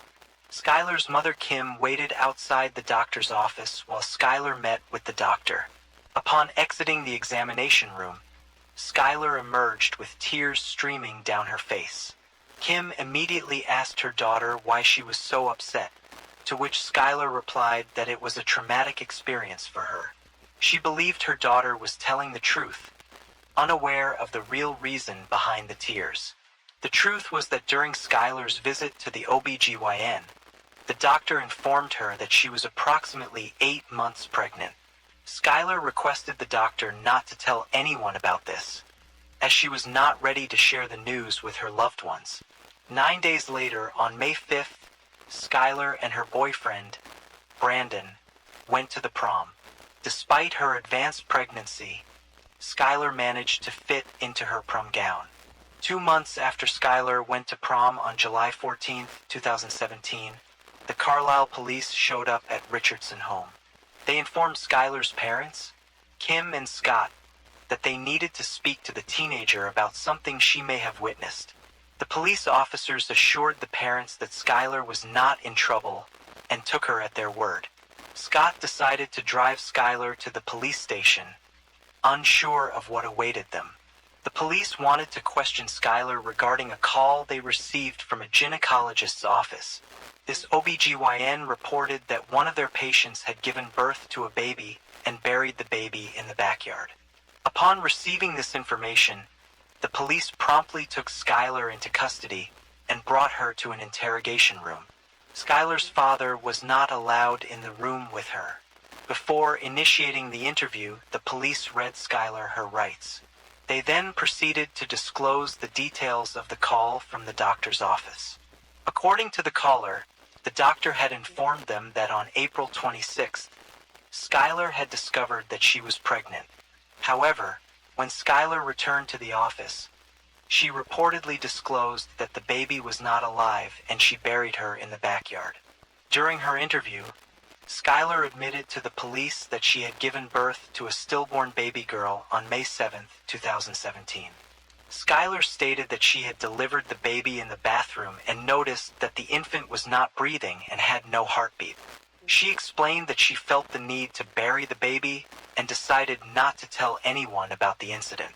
According to Skylar, she silently walked downstairs and retrieved a small garden shovel. She then dug a shallow grave in her backyard, where she buried the baby. To mark the spot in the memory of her child, Skylar placed a vase with a flower in it at the burial site. After questioning Skylar, the police informed her parents, Kim and Scott, about the real reason she had been brought to the station. Kim and Scott were shocked to learn that she had been pregnant, as they had no idea. They saw her every day and believed that she was unaware of her pregnancy. Upon hearing the news, Kim was heartbroken to discover that her daughter had faced this difficult situation alone. She expressed her sorrow at the fact that Skylar had to deliver the baby in the bathroom without anyone there to support her. Skylar informed her parents that she had named the baby Annabelle, and claimed that the child's father was a close friend's cousin, whom she dated briefly before Brandon. Crime scene investigators arrived at the Richardson home to conduct a search for the baby's remains. During the search for the baby's remains in the Richardson backyard crime scene, investigators removed weeds and brushed the ground to uncover the skeletal remains. The police were meticulous in their approach, carefully removing any debris that could hinder their investigation. Despite the challenges posed by the overgrown vegetation, they were able to uncover a significant amount of evidence. After removing the weeds and brushing the ground, the police discovered several bones, including pieces of the skull. These remains were meticulously collected and placed in small body bags to preserve any evidence. The investigators took great care to ensure that the integrity of the bones was maintained. One investigator later testified that the remains smelled. Another investigator confessed that the bones were so small that it was difficult to determine if they were collecting rock or bone. The coroner confirmed the discovery of hair and very small fingernails, but no organs or other identifiable items. After more than 5 hours of questioning, Skylar and her parents were allowed to return home. However, 6 days after the incident, the police contacted Skylar and informed her that she needed to come back again. They assured her father, Scott, that she was not in trouble.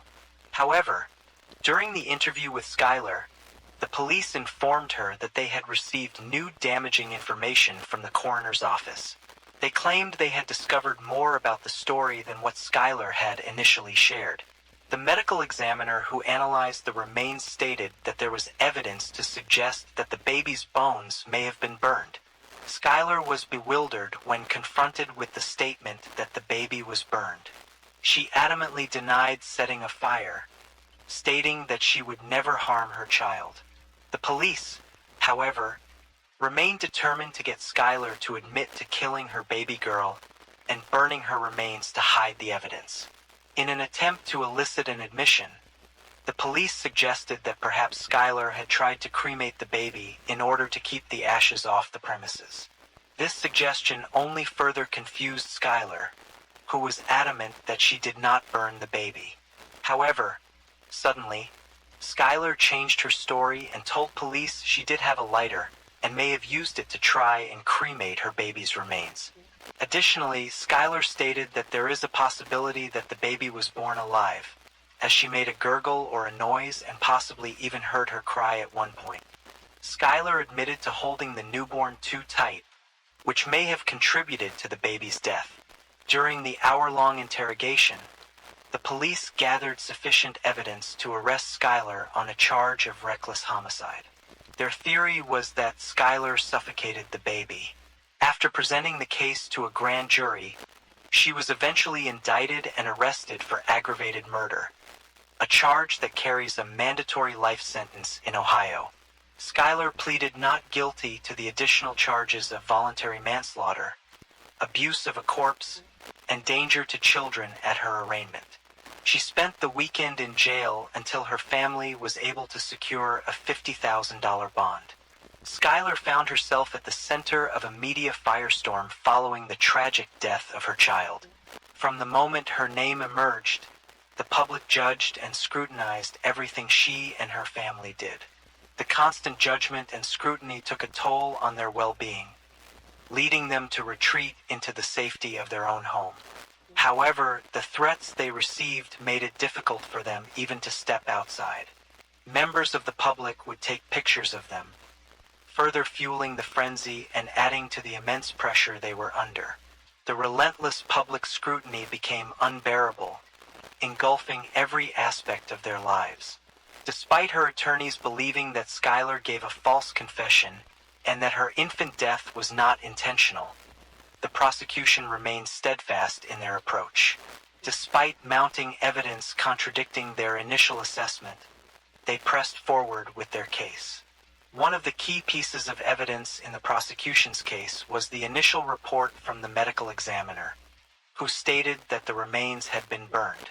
However, upon further examination, the medical examiner retracted her initial assessment. After carefully reviewing the baby's body, she declared that there was no evidence whatsoever of burning. Despite this new revelation, the prosecution's approach remained unchanged. They clung to Skylar's admission that she had attempted to cremate the remains, even though the evidence contradicted their theory of a burned body. This approach highlighted the state's determination to secure a conviction, regardless of the evidence. Throughout this tumultuous period, Skylar's family endured immense stress and fear.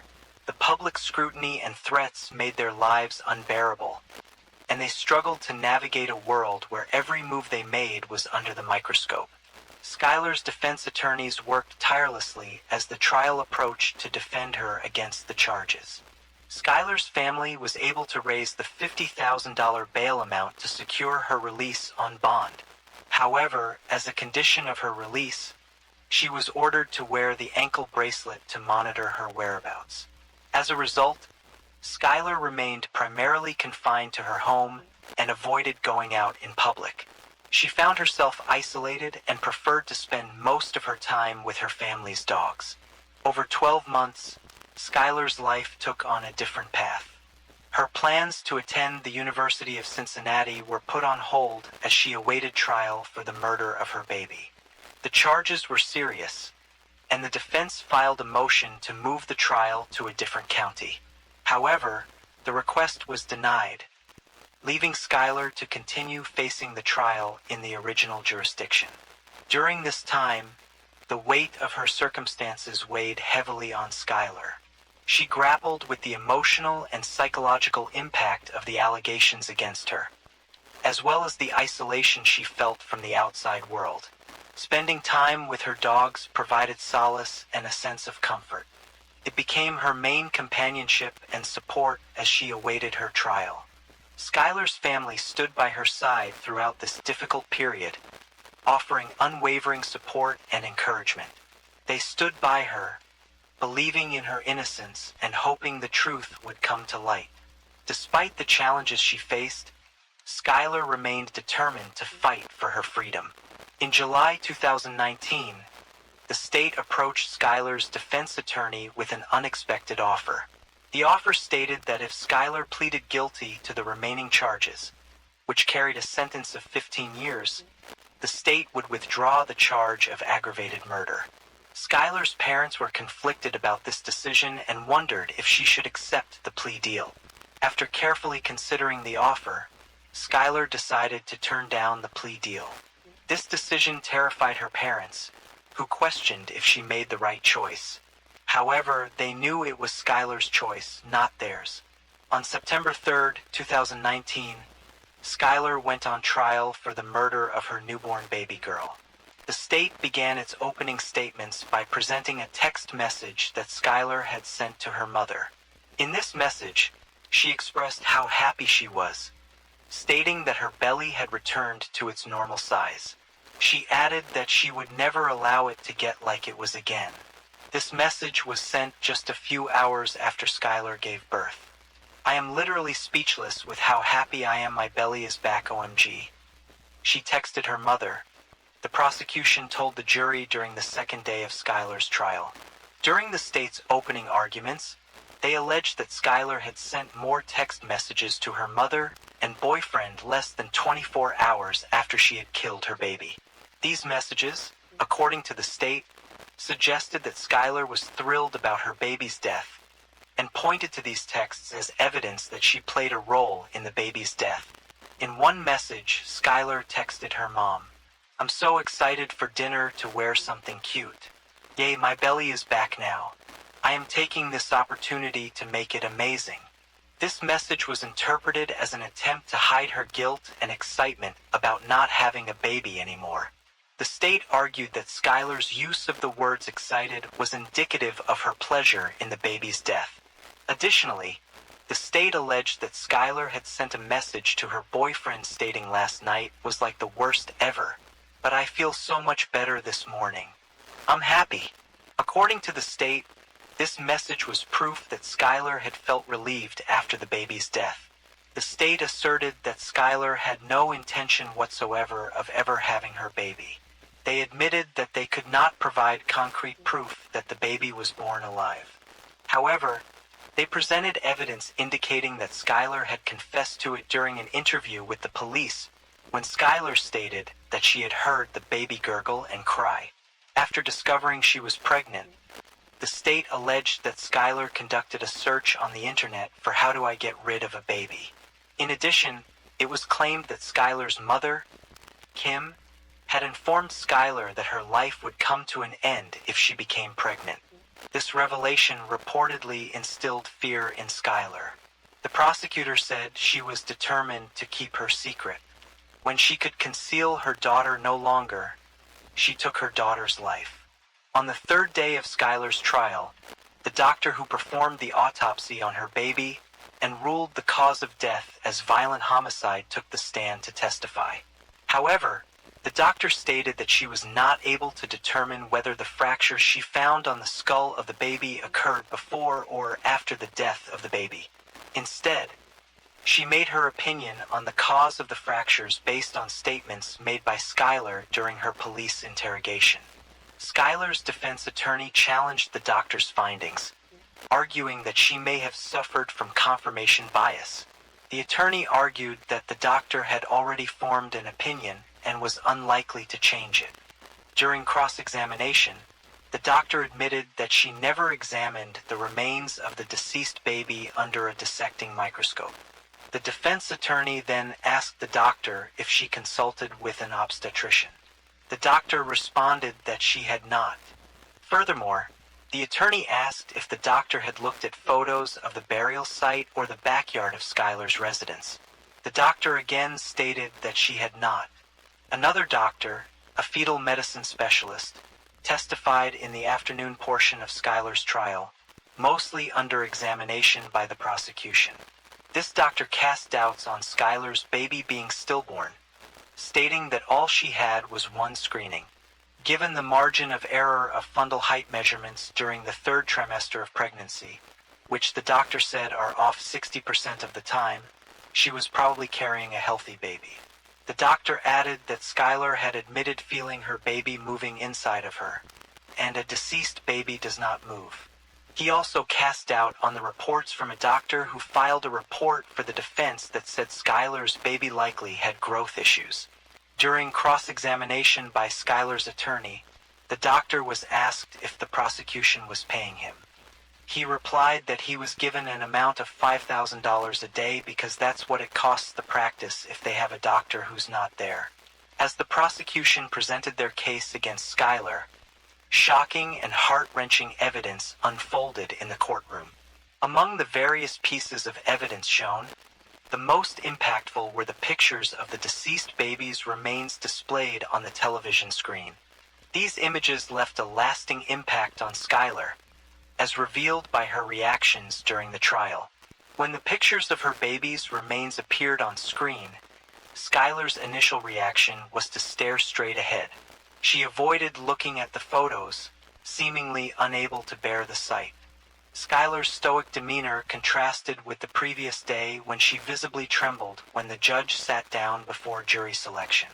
When Skylar's defense attorneys presented their case, they argued that Skylar's life was far from perfect, even before the accusation of murder. They claimed that much of what the prosecution presented were half-truths and argued that some of the texts presented in court were taken out of context. The defense argued that Skylar's frequent use of such text language did not imply that she committed the heinous crime of murdering her daughter. The defense attorneys also emphasized Skylar's mental health struggles, specifically highlighting her battle with an eating disorder since she was 12 years old. They presented evidence indicating that Skylar regularly visited a psychologist and nutritionist to address her eating disorder. To support their claims, they showed the jury pictures of Skylar depicting her at various stages of weight and appearance. These pictures included images of her looking rail-thin, as well as those where she appeared slightly heavier. According to her attorney, Skylar cradled the baby for hours while bleeding on the ground in the bathroom. They said despite her physical state, she remained steadfast in her commitment to comfort and care for the lifeless body.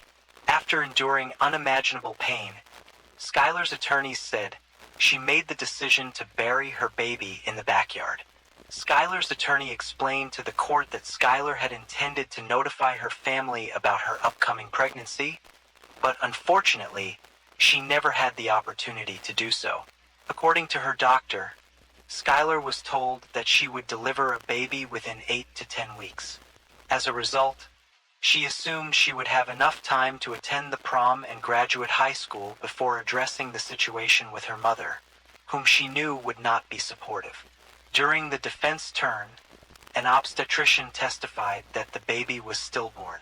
The doctor argued that Skylar did not admit to cutting the cord, suggesting that it may have become detached before or during birth. The doctor also pointed out that Skylar's description of the baby's appearance was noteworthy, as she said the baby was really white. The obstetrician stated that this did not indicate a healthy newborn.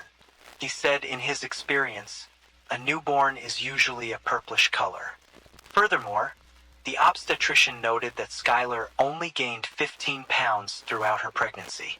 He suggested that her eating disorder may have restricted the baby's development in the womb. This testimony aimed to cast doubt on the validity of Skylar's statements to the police regarding the baby's well-being.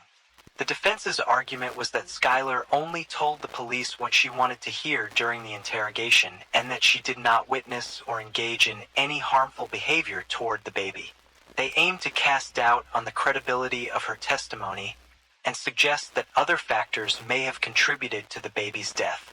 Skylar Richardson's trial lasted for 1 week before the jury was sent to deliberate. After just 4 hours, the jury returned with a verdict. They acquitted her of aggravated murder, involuntary manslaughter, and child endangerment. However, she was convicted of abuse of a corpse, a felony that carried up to 1 year in prison. The judge ordered her to be held in jail until her sentencing hearing. 1 day later, her sentencing hearing took place. Skylar apologized for her actions and acknowledged the gravity of what she had done. During Skylar's sentencing hearing, the judge did not spare any leniency when he admonished Skylar for her role in the tragic loss of her baby. The judge firmly believes that if Skylar had made better decisions throughout her pregnancy, her child would still be alive today. The judge's admonishment was stern and unwavering. He expressed his disappointment in Skylar's actions and made it clear that the choices she made had severe consequences. The judge emphasized that the decisions she made led to the death of her baby. After expressing his dissatisfaction with Skylar's actions, the judge handed down a sentence of 3 years probation for abuse of a corpse.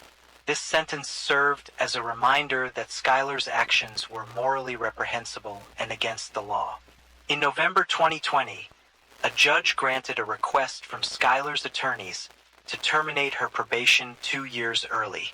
During the hearing, Skylar expressed her desire to return to a normal life and stated that she no longer required the supervision of a probation officer. The judge acknowledged her progress and agreed that there was no longer a need for the probation department's resources to be invested in her case. The judge emphasized that a sentence of probation is not designed solely as punishment or rehabilitation.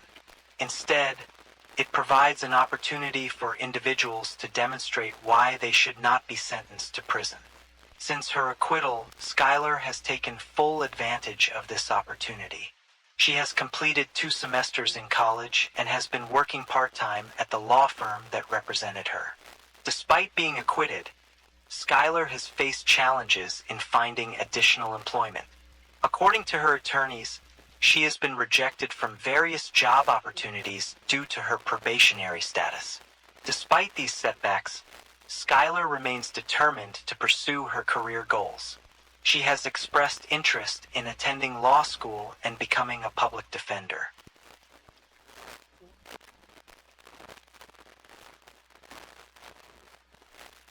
Story 5. On June 5, 2002, 14-year-old Elizabeth Smart slept in her bed in the affluent town of Federal Heights in Salt Lake City, Utah. Elizabeth and her sister, Mary Catherine, shared a bedroom at the time. However, their peaceful slumber would soon be shattered. As the night progressed, a soft-spoken man forced open a window in the girl's room armed with a knife. This intrusion awoke Mary Catherine, but she pretended to be asleep, hoping to protect her sister. The man then turned to Elizabeth and ordered her to be quiet or else he would harm her. Terrified, Elizabeth complied with his demands, putting shoes on before being taken outside the home. Meanwhile, Mary Catherine lay still, waiting for 2 hours before finally waking their parents, Ed and Lois Smart. She told them someone had taken Elizabeth, but her parents initially didn't believe her. Ed and Lois dismissed her claims, thinking that perhaps Mary Catherine was dreaming. However, as events unfolded, they took their daughter's story seriously. After inspecting Elizabeth and Mary Catherine's bedroom, Ed and Lois discovered a cut window screen confirming Mary Catherine's story. Worried about Elizabeth, Ed and Lois immediately contacted the authorities. The police arrived at the Smart family home and questioned Mary Catherine about the man who had abducted Elizabeth from their bedroom. Mary Catherine described the man as having dark hair and noticed dark hair on his arms and the backs of his hands. Despite speaking quietly to Elizabeth throughout the incident, Mary Catherine was still able to identify his voice as somehow familiar. However, she struggled to remember any specific circumstances she could have heard before. About 3.5 hours after Elizabeth was taken, the authorities utilized the Rachel Alert system to broadcast information about her abduction to the public. The Rachel Alert was named after another Utah girl who was abducted and murdered. By utilizing this alert system, the authorities could quickly reach a wide audience and enlist the public's aid in locating Elizabeth. Because Ed and Lois Smart had put their house up for sale before Elizabeth was taken from her bedroom on June 5, 2002, the police looked at people who toured the house as possible suspects in Elizabeth's abduction. In addition to the house tour, the police also searched the Smart family's computer. They wanted to uncover any online interactions Elizabeth may have had with strangers, as this was a common tactic used in child abduction cases. By examining her computer records, they hoped to determine if she had come into contact with anyone who may have known or been involved in the abduction. The day after Elizabeth was kidnapped, her parents went on national television and pleaded for her safe return. In a heart-wrenching and emotional appeal, Ed Smart addressed the perpetrator directly, imploring them to bring their daughter home. His voice filled with desperation and love. He pleaded with the person responsible for taking Elizabeth to have mercy and return her safely. Tears accompanied Ed's plea as he spoke about his immense love for his daughter and his unwavering commitment to finding her. When the police spoke to Elizabeth Smart's neighbors in Federal Heights, none of them reported seeing or hearing anything suspicious on the day Elizabeth was abducted.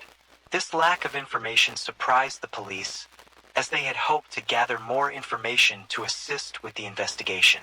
Shortly after Elizabeth's abduction, the mayor of Salt Lake City, Rocky Anderson, made a public announcement offering a $10,000 reward for her safe return to her family.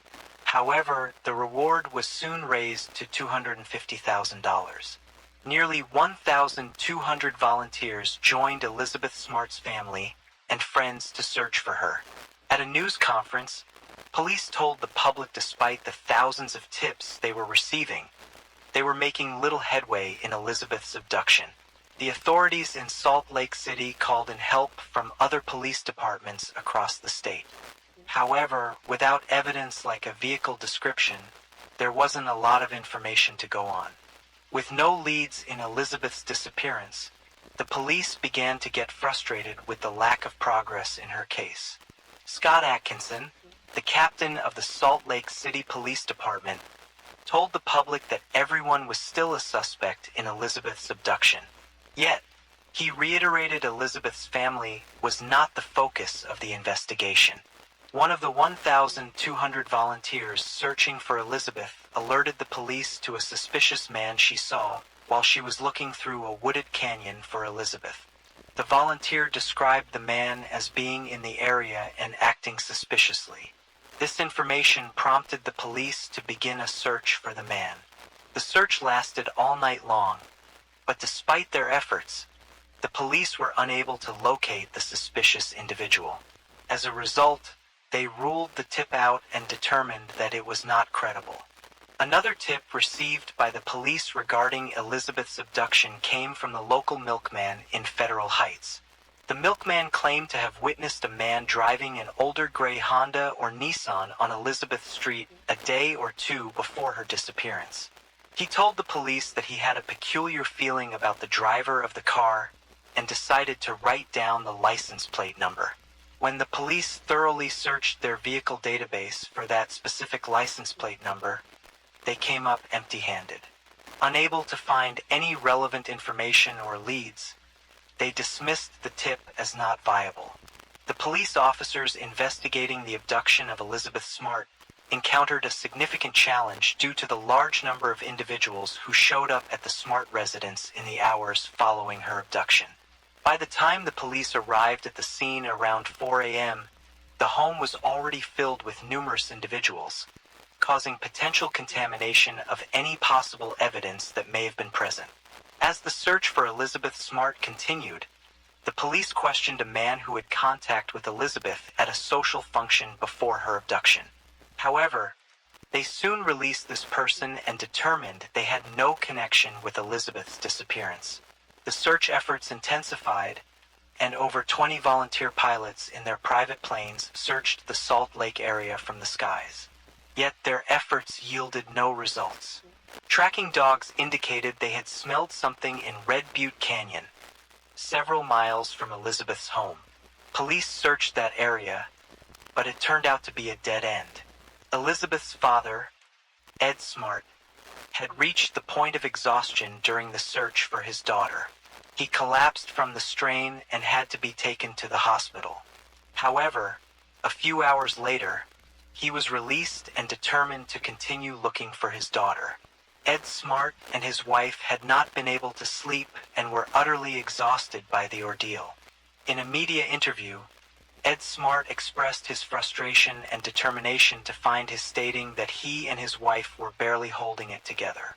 Despite Elizabeth's parents' exhaustion while they looked for her, Ed and Lois Smart held out hope their daughter was alive. They firmly believed in their unwavering belief that Elizabeth was going to come home to them.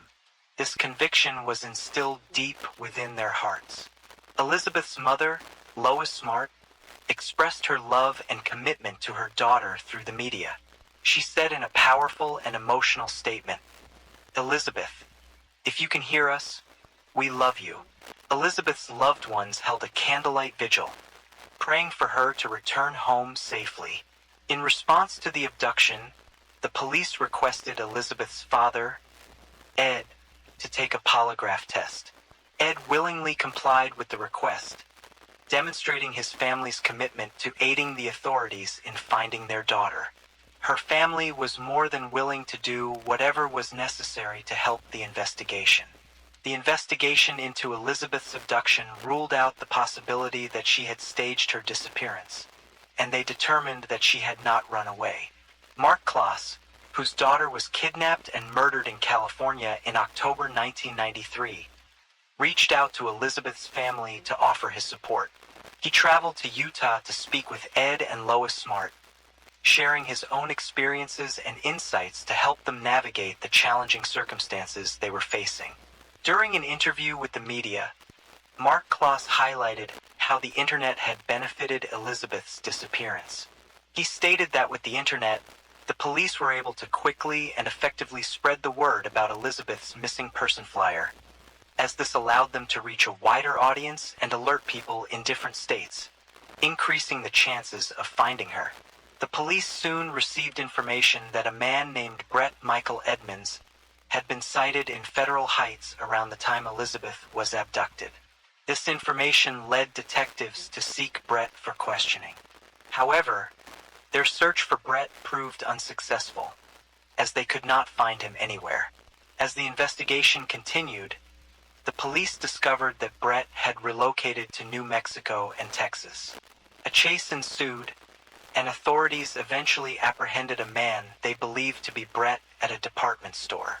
The individual was arrested on charges of auto theft and shoplifting. However, upon further investigation, it was determined that he was not Brett Michael Edmonds. Despite the physical similarities, the man was determined to have had no connection to Elizabeth's case. Eventually, the police found Brett Michael Edmonds in West Virginia, where he was admitted to the hospital due to an overdose and liver failure. Brett's health was so critical that the authorities feared he might not survive. However, his condition allowed for the possibility of questioning him regarding Elizabeth's abduction. Brett was conscious, alert, and able to speak, which presented an opportunity for the police and FBI agents working on the case to interview him. He was cooperative with the police, and the police concluded that Brett had nothing to do with the abduction. After Brett Michael Edmonds was cleared as a suspect in Elizabeth's abduction, the police turned their attention to 48-year-old Richard Albert Ritchie. Ed Smart, Elizabeth's father, informed the police that he had employed Richard at his home for 2 months the previous year.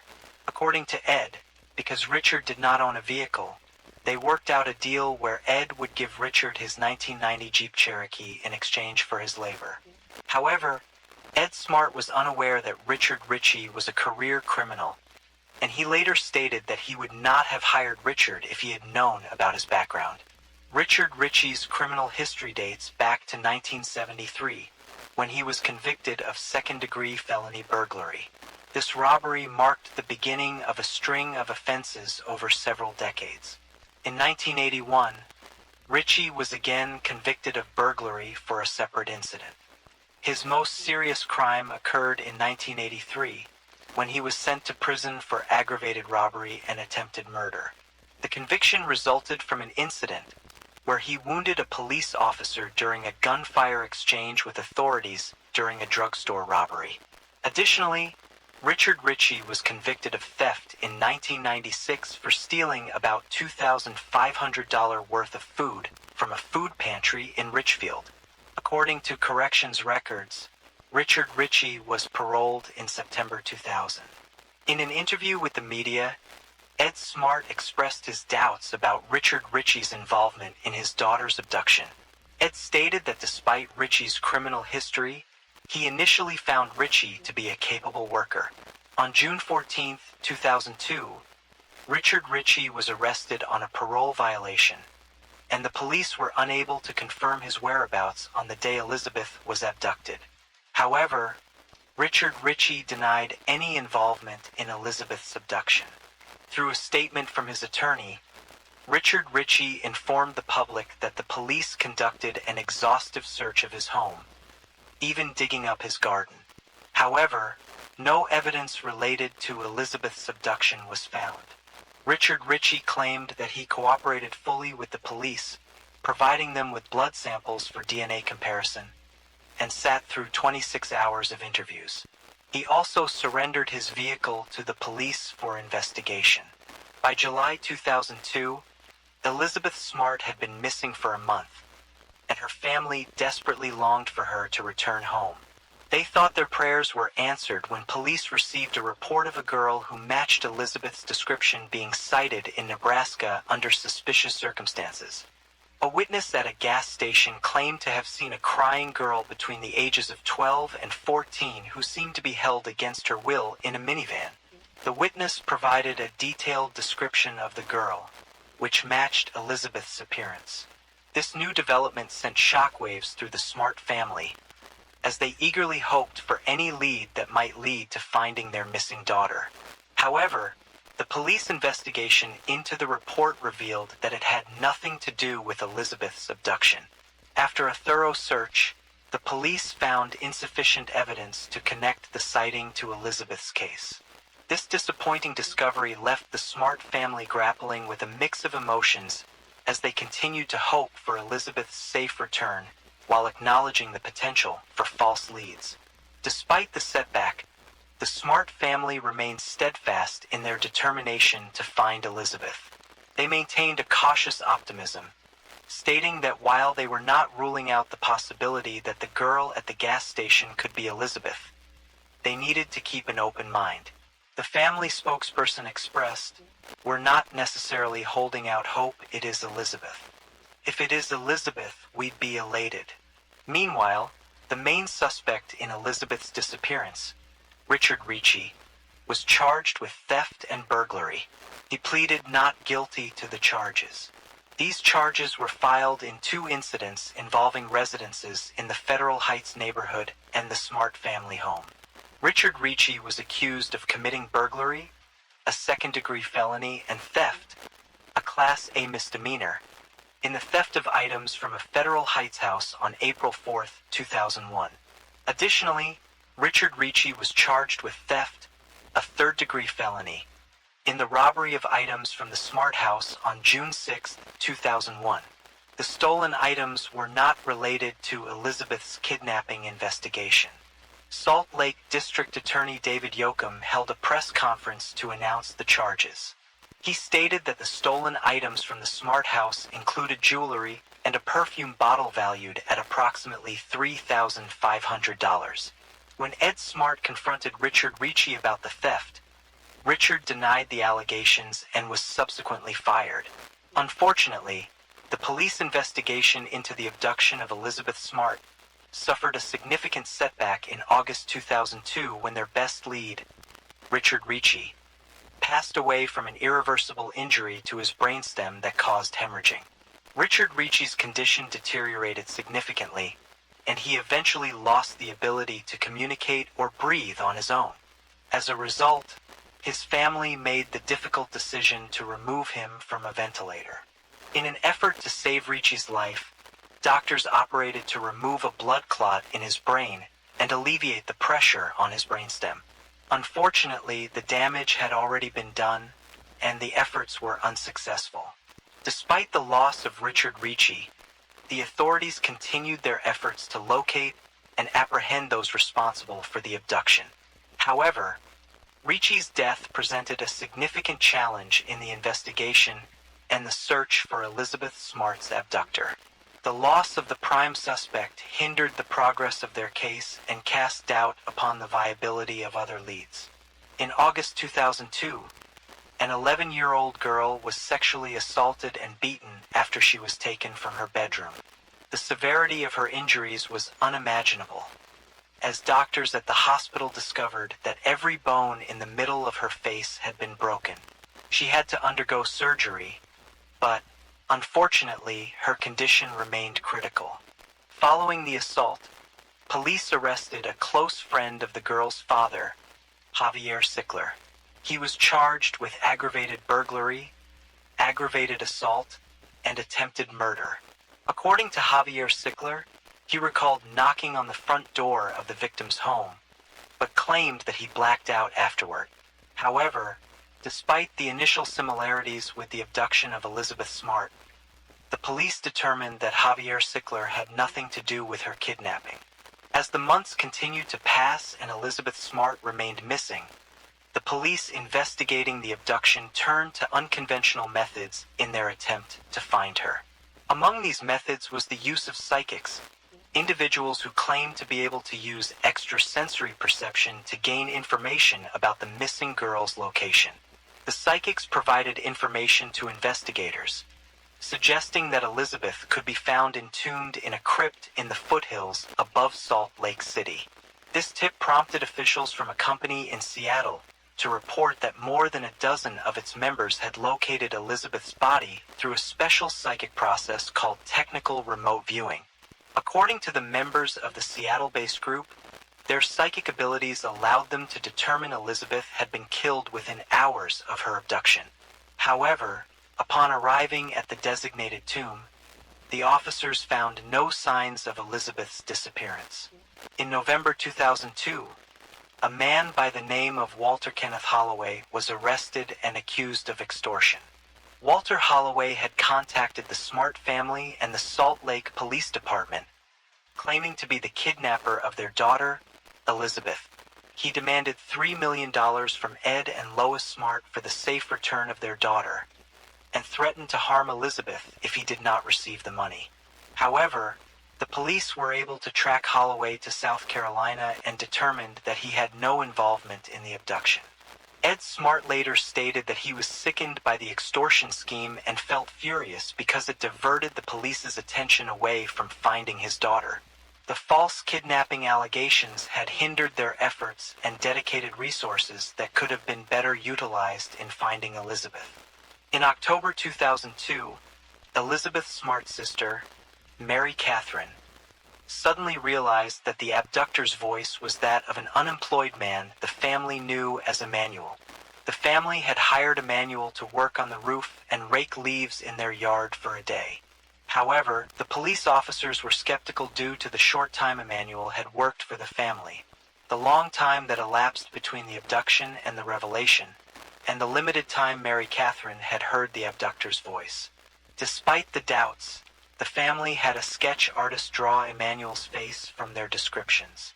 The sketch was eventually released in February 2003 and featured on several television shows, including Larry King Live and America's Most Wanted. The drawing of a suspect that was released by the police was recognized by relatives of a man named Brian David Mitchell, who provided the police with contemporary photographs of him. These photographs helped authorities confirm that the sketch was indeed an accurate depiction of Brian David Mitchell. On March 12, 2003, two couples in Sandy, Utah spotted Brian David Mitchell with a woman and a girl. They recognized Brian David Mitchell from the photos they had seen on the news, which depicted him as the missing girl's abductor. The woman accompanying Brian David Mitchell was later identified as his wife, Wanda Barzee. One of the couples called the police immediately after recognizing them. The police department was immediately notified and dispatched police officers to the location. Upon questioning Elizabeth Smart, the missing girl from Salt Lake City, was identified. The officers rescued her and arrested both Brian David Mitchell and Wanda Barzee. After Elizabeth was rescued, her testimony revealed a shocking account of her abduction, abuse, and captivity. Elizabeth was taken to an encampment outside of Salt Lake City when Brian David Mitchell took her out of her home. The camp consisted of a makeshift shelter surrounded by dense foliage to provide camouflage. Here she first met Wanda Barzee, Brian David Mitchell's wife, who would play a significant role in her captivity. According to Elizabeth Smart's testimony, Wanda Barzee initially played the role of a maternal figure, offering her comfort and warmth. However, as the days turned into weeks, Wanda Barzee's demeanor began to change. She began to exert control over Elizabeth, demanding that she adhere to their bizarre religious beliefs. Wanda Barzee would force Elizabeth to pray, read scriptures, and participate in religious rituals. One of the most traumatic experiences Elizabeth faced during her captivity was being forced to marry Brian David Mitchell. Wanda Barzee threatened Elizabeth with physical harm if she did not comply with their demands. The wedding ceremony, which Mitchell described as a ceremony of eternal love, was a sham. It had no legal standing and served only as a symbol of Brian David Mitchell's control over Elizabeth. Following the forced marriage, Brian David Mitchell proceeded to assault Elizabeth. He justified his actions by claiming that he was a Davidic king who had been commanded to kidnap virgin brides in order to fight against the Antichrist. Brian David Mitchell insisted that Elizabeth was the first of many virgins he would abduct, and that she would accompany him as he battled this mythical figure. Elizabeth Smart endured unimaginable abuse during her captivity. In order to prevent her from escaping, she was shackled to a tree with a metal cable, which severely limited her mobility outside of the tent she occupied. This constant confinement prevented her from seeking freedom and left her feeling trapped and helpless. In addition to the physical restraint, Elizabeth was also subjected to psychological torment. She was forced to take a new name and chose the name Esther, after Esther of the Old Testament. The name change was a symbol of the loss of her identity and the manipulation and control exerted over her by Brian David Mitchell and Wanda Barzee. One of the most disturbing aspects of Elizabeth's captivity was the repeated sexual assault she survived at the hands of Brian David Mitchell. She was forced to endure these assaults multiple times a day, leaving her traumatized and fearful. In addition to sexual abuse, Elizabeth was made to look at explicit magazines, further exacerbating her trauma and degradation. Elizabeth was constantly threatened with violence and even death. Brian David Mitchell regularly threatened to kill her, leaving her in a constant state of fear and anxiety. The constant fear and uncertainty only intensified the abuse she endured, leaving her feeling overwhelmed and helpless. In order to further weaken her resistance, Mitchell often forced Elizabeth to drink alcohol and take drugs. These substances were used as a means to lower her resistance and make it easier for him to control her. The constant intoxication left her disoriented and vulnerable, making it easier for the abusers to carry out their horrific acts. Elizabeth was also starved and fed garbage by her captors. After her rescue, Elizabeth called Wanda Barzee the most evil woman she had ever met. After years of legal proceedings, Wanda Barzee pleaded guilty to all the charges stemming from Elizabeth's abduction and was sentenced to concurrent terms of 15 years in state and federal prison. In 2016, her federal imprisonment was terminated, and she was transferred from the Federal Medical Center Carswell in Fort Worth, Texas, to the Utah State Prison in Draper, Utah, to begin serving her state prison sentence. Elizabeth Smart protested the release of Wanda Barzee in September 2018, but Wanda Barzee was still let out. Elizabeth Smart, who by the time of Wanda Barzee's release was an advocate for child safety, stated that she believed Wanda Barzee still had the potential to harm others. She argued that Barzee had not demonstrated remorse for her actions or any signs of rehabilitation. Her protest garnered attention in the media and highlighted the ongoing concerns surrounding the release of convicted criminals. After a long legal battle that spanned several years, Brian David Mitchell was sentenced to life in prison for the kidnapping of Elizabeth Smart. During the sentencing hearing, Elizabeth had the opportunity to address her kidnapper directly. In a powerful and emotional statement, she expressed the pain and trauma he had caused her. She told him that the 9 months she spent in captivity had taken away a part of her life that she could never regain. Despite this ordeal, Elizabeth showed remarkable resilience and determination. She assured her kidnapper that she would lead a good life despite the darkness he had brought into her life. Elizabeth's words reflected her strength and determination to overcome her challenges.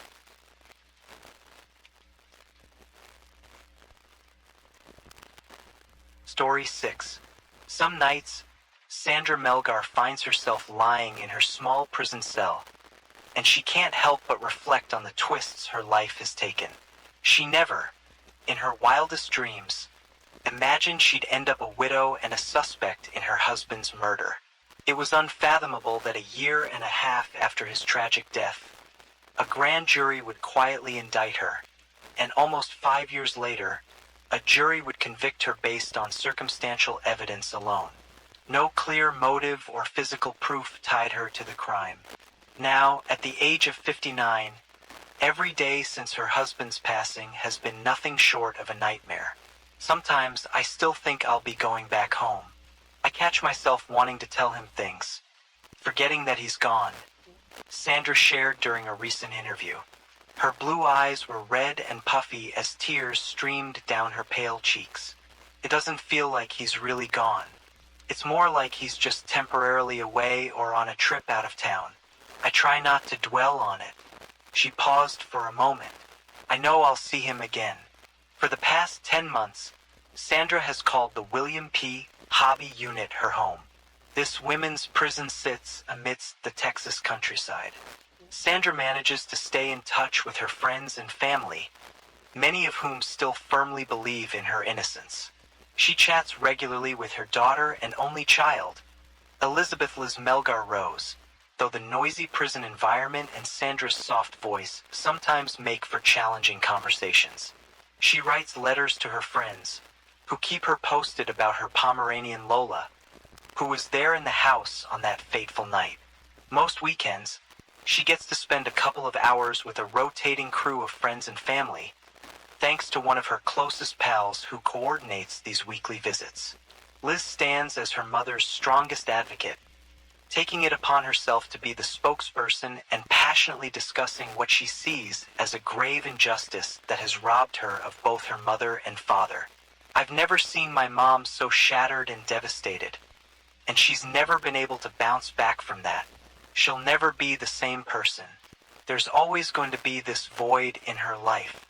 I can't put into words just how deeply this has affected her because it's been a monumental loss, Liz recently shared. Sandra grapples with the memories of that fateful night on December 23, 2012, the night her husband met his tragic end. Her inability to recall the events of that night has raised suspicions among investigators, who found it rather suspicious. Nevertheless, Sandra remains steadfast. She did not commit the crime. As Sandra lay in her prison cell, her thoughts often drifted back to the evening she and Jim had celebrated their 32nd wedding anniversary. On December 23, 2012, Sandra Melgar was startled awake by the incessant barking of their dogs. Her vision blurred as she struggled to orient herself in the dim room. Her body ached, and her head throbbed as she lay on the closet floor, hands and feet bound behind her back, her undergarments soiled. Sandra, who stands 5 feet 4 inches tall, tried to stretch out her legs and roll over to peek through a gap under her closet door, but her bindings and 2 hip replacements hampered her movement. Even if she could free herself, a chair blocked the door handle from the outside. In the bedroom closet, her husband of 32 years, Jim Melgar, lay lifeless, bearing 31 stab wounds to his hands and chest. The white walls were now stained with blood, and a gray telephone cord bound his feet. A medical examiner would later confirm that all of Jim's wounds were defensive, showing that he had fought valiantly against his attacker, rather than attempting to flee. One particularly brutal strike had nearly severed his right thumb, likely contributing to the extensive blood spatter in the closet and bedroom. The bedroom itself appeared to have been ransacked, with dresser drawers left in disarray and clothes, books, and pill bottles strewn about the floor. Sandra's black purse and red wallet had been rifled through, their contents scattered atop the blood-speckled white comforter. A small white medical stool at the foot of the bed bore bloodstains, suggesting it had been used as a makeshift surface for a knife. Nearby, a wooden chair's back was marred with scarlet drippings. In the partially filled jacuzzi bathtub, where Sandra and Jim had celebrated their 32nd wedding anniversary the previous evening, items bore witness to the tragic events. A white blouse, a green towel, and a silver chef knife with a 6-inch blade, stained with blood droplets in every crevice, revealed a chilling narrative. Police later identified this knife as the murder weapon. Just hours before this horrific night unfolded, Sandra and Jim had been celebrating their enduring love, marking their 32nd wedding anniversary with a dinner at their beloved Mexican restaurant. Their plan had been to continue their celebration in the jacuzzi, complete with candles, cocktails, strawberries, and whipped cream. Even after more than 3 decades together, Jim and Sandra remained deeply in love, as she would later convey to the authorities. Their journey had started during their senior year at Lamar High School, with Jim's unruly black hair and a somewhat awkward teenage mustache. He had been immediately smitten by the 17-year-old girl with blue eyes and blonde hair, seated in front of him in class. Initially, Sandra had resisted Jim's advances for weeks until she finally relented, agreeing to join him and a group of friends for ice skating. Little did she know that Jim had orchestrated the entire event. As she arrived, it was just Jim and his best friend, who mysteriously disappeared after her arrival. Jim's teenage charm and a penchant for corny jokes, later known as Jim jokes, eventually won her over. Sandra admired his humor, intelligence, and thoughtfulness, while Jim appreciated her intelligence, down-to-earth nature, and lack of pretentiousness. Soon, they became inseparable, and in 1980, 2 years after their high school graduation, they sealed their love with a courthouse wedding in downtown Houston. In the jacuzzi that night, on the anniversary of their union, Sandra and Jim reminisced about their shared history and dreamt of their future together. They talked about selling their home to embark on a world tour, visiting places like the Grand Canyon, Ireland, and witnessing the Northern Lights. Jim, just 5 months away from retiring as a computer programmer with the Houston Independent School District, envisioned buying a beachfront property where they could ultimately settle down after their adventures. As they spoke, they took turns giving each other massages, culminating their evening in a moment of intimacy. After 2 blissful hours in the jacuzzi, as Sandra would later recall, their dog's barking interrupted their peace. Jim, wrapping a towel around himself and slipping into Sandra's slippers, headed out of the bathroom to attend to the dogs. Little did she know that this would be the last time she would see her husband alive. When she awoke approximately 15 hours later, she found herself bound in her closet, hands and feet tied, her body sore, and her undergarments soiled. Jim was nowhere to be found, and once again, the dog's frantic barking pierced the silence. However, this time, voices inside her home accompanied the barking, prompting her to scream out in desperation. Herman Melgar stood outside his brother's house just past 4:30 in the afternoon, puzzled by the unanswered door. Jim had invited Herman and his family over for dinner, but now neither Jim nor Sandra were responding to calls or the front doorbell, which struck Herman as odd. Jim's black truck sat in the driveway, and Sandra's silver car was parked inside the open garage. Herman instructed his family to wait by the front door while he ventured to the backyard, glancing over the fence. Jim, always busy with home improvement projects, had a plastic tarp hanging from the pergola on the back porch, evidence of his recent work. Returning to the front yard, Herman decided to check the laundry room door inside the garage. If it remained locked, he thought they would leave. To his surprise, the door was unlocked, so he entered the house. The inside was dimly lit, gray and stuffy. All the blinds were drawn shut. The dogs barked and jumped around as Herman opened the front door, creating an eerie atmosphere that his daughter, Marissa, would later describe as unsettling. "There's just something not right," she would recall. It was then that they heard muffled screams. Herman rushed to the back of the house and discovered a large chair propped against the closet door in the bathroom. Inside, Sandra lay on the floor in a black satin nightgown, screaming for help. Herman and his wife, Maria, attempted to remove the tightly bound restraints around Sandra's arms and legs. Herman retrieved a pair of scissors from the bathroom, and Sandra kept asking, "Where's Jim? Where's Jim?" She had bruises on her arms, including a dark one on her left bicep. After freeing her, she went into the bedroom and found Jim's feet protruding from the closet. She checked for a pulse, though it was evident from his cold, pale, and naked body that he was deceased. Sandra covered him with a blue jacket, and Maria escorted her back to the bathroom. Sandra was in hysterics when paramedics arrived, making it difficult for her to communicate with Stephanie Roberts, the first paramedic on the scene. Roberts noted in her report that Sandra remained in a state of shock and had periods of crying, and that she had no sense of time and last recalls a time of about 1 a.m. this morning. She did not realize that it was evening time and approximately 15 hours had passed. Police documented the bruising on Sandra's hands and arms, along with a small scratch on her left thumb. There was no apparent blood on her. Sandra explained to the police that after Jim had gone to let the dogs in, she left the bathtub and entered her closet to get dressed. She told them, "The next thing I remember is waking up at an unknown time in the closet. And at one point, she screamed for help, but seemed to have fallen back asleep, possibly experiencing a seizure." Sandra's health was compromised by a series of medical conditions, including lupus, an autoimmune disease, rheumatoid arthritis, and grand mal seizures. Due to these seizures, she had resigned from her job as a licensed vocational nurse, believing that she could no longer perform her duties effectively.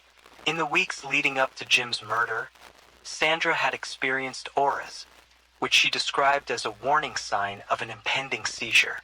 During seizures, she told the police, she would sleep for hours and awaken in a state of confusion, disorientation, and significant pain.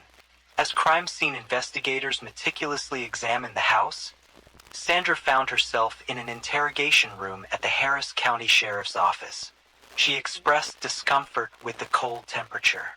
"I did ask you to take a polygraph test." "Yes, I did, and I'm too shaken and I'm freezing." Sheriff Sergeants Sean Carrizal and James Doucette conducted a 3-hour interrogation, probing Sandra about the 36 hours leading up to Jim's death.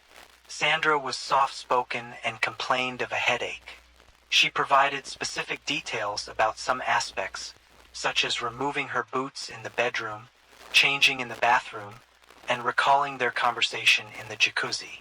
However, with other details, her memory was less precise and she struggled to remember. She initially mentioned Jim being gone for 15 minutes to let the dogs in before she exited the jacuzzi, but later suggested it might have been about 5 minutes. When questioned about the timeline, Sandra admitted the following. Carrizal inquired about their future plans, and Sandra leaned forward, burying her face in her hands and breaking into tears. Carrizal raised the possibility of her being involved in Jim's death, but Sandra cut him off, stating, That's it. I need a lawyer. I'm not talking anymore because you guys are just trying to torture me here." Doucette encouraged Sandra to take a polygraph test, which she declined, citing nervousness, shaking, cold, and concerns about it being used against her. Her refusal seemed to frustrate Doucette, who interpreted it as a sign that she had something to hide. As the interview continued, Doucette told Sandra the following. We're going to find out everything about you. We're going to find out everything about your husband. We're going to talk to everybody in your neighborhood. We're going to talk to everybody that you're related to." Sandra hoped that this extensive investigation would redirect attention away from her, stating that "I hope you're related to someone else too, because it's not me." Then Doucette probed further and asked Sandra the following. "And you and your husband, how would you describe y'all's relationship lately?" "We have a great relationship, even better lately." As the interrogation neared its conclusion, the detectives expressed their frustration with Sandra's lack of memory. They questioned how she could have blacked out during the moments when her husband, whom she claimed to love dearly, was brutally stabbed just feet away in the bedroom. They asked why she hadn't heard his screams. Carrizal pleaded with Sandra, saying, "I need you to help me. I need you to help me. I need you to help me on this. I didn't hear anything." Sandra replied, her face still concealed in her hands. "I didn't hear anything." Carrizal and Doucette exited the frigid, confined room, leaving Sandra crying with her face in her hands.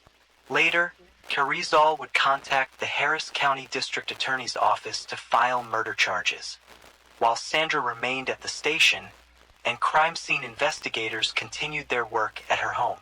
The DA's office ultimately declined to pursue those charges, citing a lack of evidence. The news of Jim's murder quickly rippled through their neighborhood. Concerned neighbors congregated outside, engaged in hushed conversations, speculating about a possible home invasion gone awry, and harboring fears of a potential return by the assailants. Some residents went as far as bolstering their own security by installing cameras and floodlights on their homes. The Melgars were recognized by their neighbors as a reserved couple who typically kept to themselves. Occasionally, they would catch a glimpse of Jim working in the yard, or Sandra coming and going from the garage. Curiously, one neighbor recalled being in his garage until 1 in the morning on the night of the murder, and couldn't recall any suspicious activity in the neighborhood. To be honest, if anybody was going to get robbed, it would probably be me because the garage door was wide open. I'm there. It was just me messing with my stuff. If someone were going to come down and try to rob somebody, they'd be like, "Look at that dude. Let's just go in there, tie him up and take all his stuff," the neighbor remarked. 2 days following the murder, Liz met with Carrizal and Doucette, revealing various items missing from the house, including a TV from the bedroom and Sandra's medication bottles of hydrocodone and phenobarbital. She had previously informed detectives about a backpack containing a gaming system and games that had been left in the garage. Liz also shared insights into her mother's seizures and health issues. "She's in quite a fragile state right now," she conveyed. "It seems that she's undergoing some post-traumatic stress as well. I mean, maybe something will be jogged in her memory later. It's hard to say." Unfortunately, no significant breakthroughs resulted from this information. Liz persisted with follow-up phone calls and mentioned damage to one of her parents' rental homes. Eventually, the authorities stopped responding to her inquiries, leaving both her and Sandra in the dark regarding the progress of the investigation. A year and a half later, in July 2014, Sandra was discreetly indicted for Jim's murder by a grand jury. Grand jury proceedings, shrouded in secrecy by state law, left the public in the dark about the discussions and evidence presented during those proceedings. Sandra's case moved at a sluggish pace even after the indictment. It passed through the hands of at least 4 prosecutors in the district attorney's office over the next 3 years, until it landed on Colleen Barnett's desk in May 2017. Barnett had returned to the DA's office in January of that year, following a 4-year hiatus during Kim Ogg's tenure as district attorney. Throughout her 24-year career, Barnett had earned a reputation as a diligent and fair prosecutor, according to both her colleagues and attorneys who had faced her in court. She had handled over 70 murder trials, including the capital murder case against Suzanne Basso, a woman executed for luring a mentally disabled man to Texas under the promise of marriage and subsequently murdering him. Barnett was fully aware of the challenges in Sandra's case. No apparent motive, no confession, and no direct evidence linking Sandra to the crime. "It was a challenging case, but one I believed in," she asserts today. During the 13-day trial commencing in August 2017, Barnett portrayed Sandra as a calculating murderer who meticulously plotted Jim's demise, luring him into their bedroom with the promise of intimacy. Barnett told the jury that Sandra had tied Jim's feet with a gray telephone cord before using a knife to inflict a fatal wound from his chest to his neck. Barnett emphasized the presence of a bag of sex toys found on the bed, which Sandra later claimed was a gag gift from a friend. Barnett conceded that she couldn't definitively pinpoint a motive for Sandra's actions, instead presenting various theories, such as Jim's life insurance policy with HISD or Sandra's purported desire to end their marriage. However, as a Jehovah's Witness, her religion prohibited divorce. Sandra's attorney, George Mac Sechrist, a respected legal figure in his own right, painted a different picture of the seemingly frail woman seated at the defense table. Sechrist asserted that Sandra was a victim of investigators who had prematurely settled on a theory within 2 hours of arriving at the crime scene, an argument he supported with their initial attempt to file murder charges, while crime scene investigators were still processing her home. Sechrist highlighted the lack of physical evidence connecting Sandra to the crime, noting the absence of her blood at the scene and the absence of cuts on her hands. He proposed an alternative theory. Sandra had fallen prey to a home invasion, suffering a head injury and being bound in her closet, while intruders killed her husband. For the jurors, observing Barnett and Sechrist clash in the courtroom was akin to witnessing a heavyweight boxing match. As the attorneys sparred, Barnett delivered a significant blow, aided by Celestina Rossi, a blood spatter analyst and crime scene reconstructionist from the Montgomery County Sheriff's Office. Rossi testified that the crime scene did not align with a home invasion scenario, as there were no signs of forced entry. The bedroom dresser drawers remained undisturbed, and she pointed to a lit candle on Jim's nightstand as evidence that no struggle had taken place near the closet where Jim was killed. Rossi affirmed that the majority of the blood was confined to the closet, with the exception of spatter on the back of a chair, the white medical stool, and speckles on the comforter. According to Rossi, this spatter likely resulted from the injury to the artery near Jim's thumb. She concurred with the medical examiner's report, asserting that all of Jim's wounds were defensive, and she noted his loaded handgun, inches from his body in the closet, which appeared untouched. You're never going to shoot your spouse, even if she's coming at you with a knife. You're going to try to disarm her, Rossi stated, concurring with Barnett's assertion that Sandra had murdered her husband. After deliberating for 8 hours over 2 days, the jury of 8 men and 4 women found Sandra guilty of murder, sentencing her to 27 years in prison, well short of the potential 99-year maximum sentence. We figured at that point she would be in her early 70s and maybe have a chance to see her grandchildren, the jury foreman would later say, speaking from his home a year after the trial, while opting to remain anonymous. So it was a humane decision, frankly. Do we think this woman is a threat to society? None of us thought that. Sandra let out a shriek and nearly collapsed into her seat when District Judge Kelly Johnson read the verdict. The courtroom, filled with supporters who believed the trial was a mere formality to prove Sandra's innocence, was left in stunned disbelief. For weeks, they had tried to reassure Sandra that everything would turn out fine, perhaps to sustain their own spirits. But suddenly everything crumbled. It was as if they had spent the past 3 weeks deceiving their loved one. As Sandra was escorted out of the courtroom, clad in a red blazer and relying on a cane, she paused to embrace Liz one last time. When they parted, Liz crumpled to the courtroom floor. I just remember the room spinning and I felt like I was completely alone there. I think everybody expected the jury to return a not guilty verdict, and it was just, I don't even have words to describe it, Liz recounted. I just felt completely lost and devastated because not only had I lost my dad and not only had this person gotten away with it, but now my mom is paying the price for it and I've lost both my parents to a justice system that got it completely wrong. Sandra's supporters directed much of their anger toward Barnett, alleging that she twisted Sandra's words, exploited her religious beliefs, and concocted an implausible narrative that led to her incarceration. In contrast, the jury foreman maintained that Barnett's version of events made the most sense, ultimately pinning the blame on Sandra. He found her story inconsistent, citing her changing account of the time they returned home and how long Jim had been out of the jacuzzi before she retreated to her closet.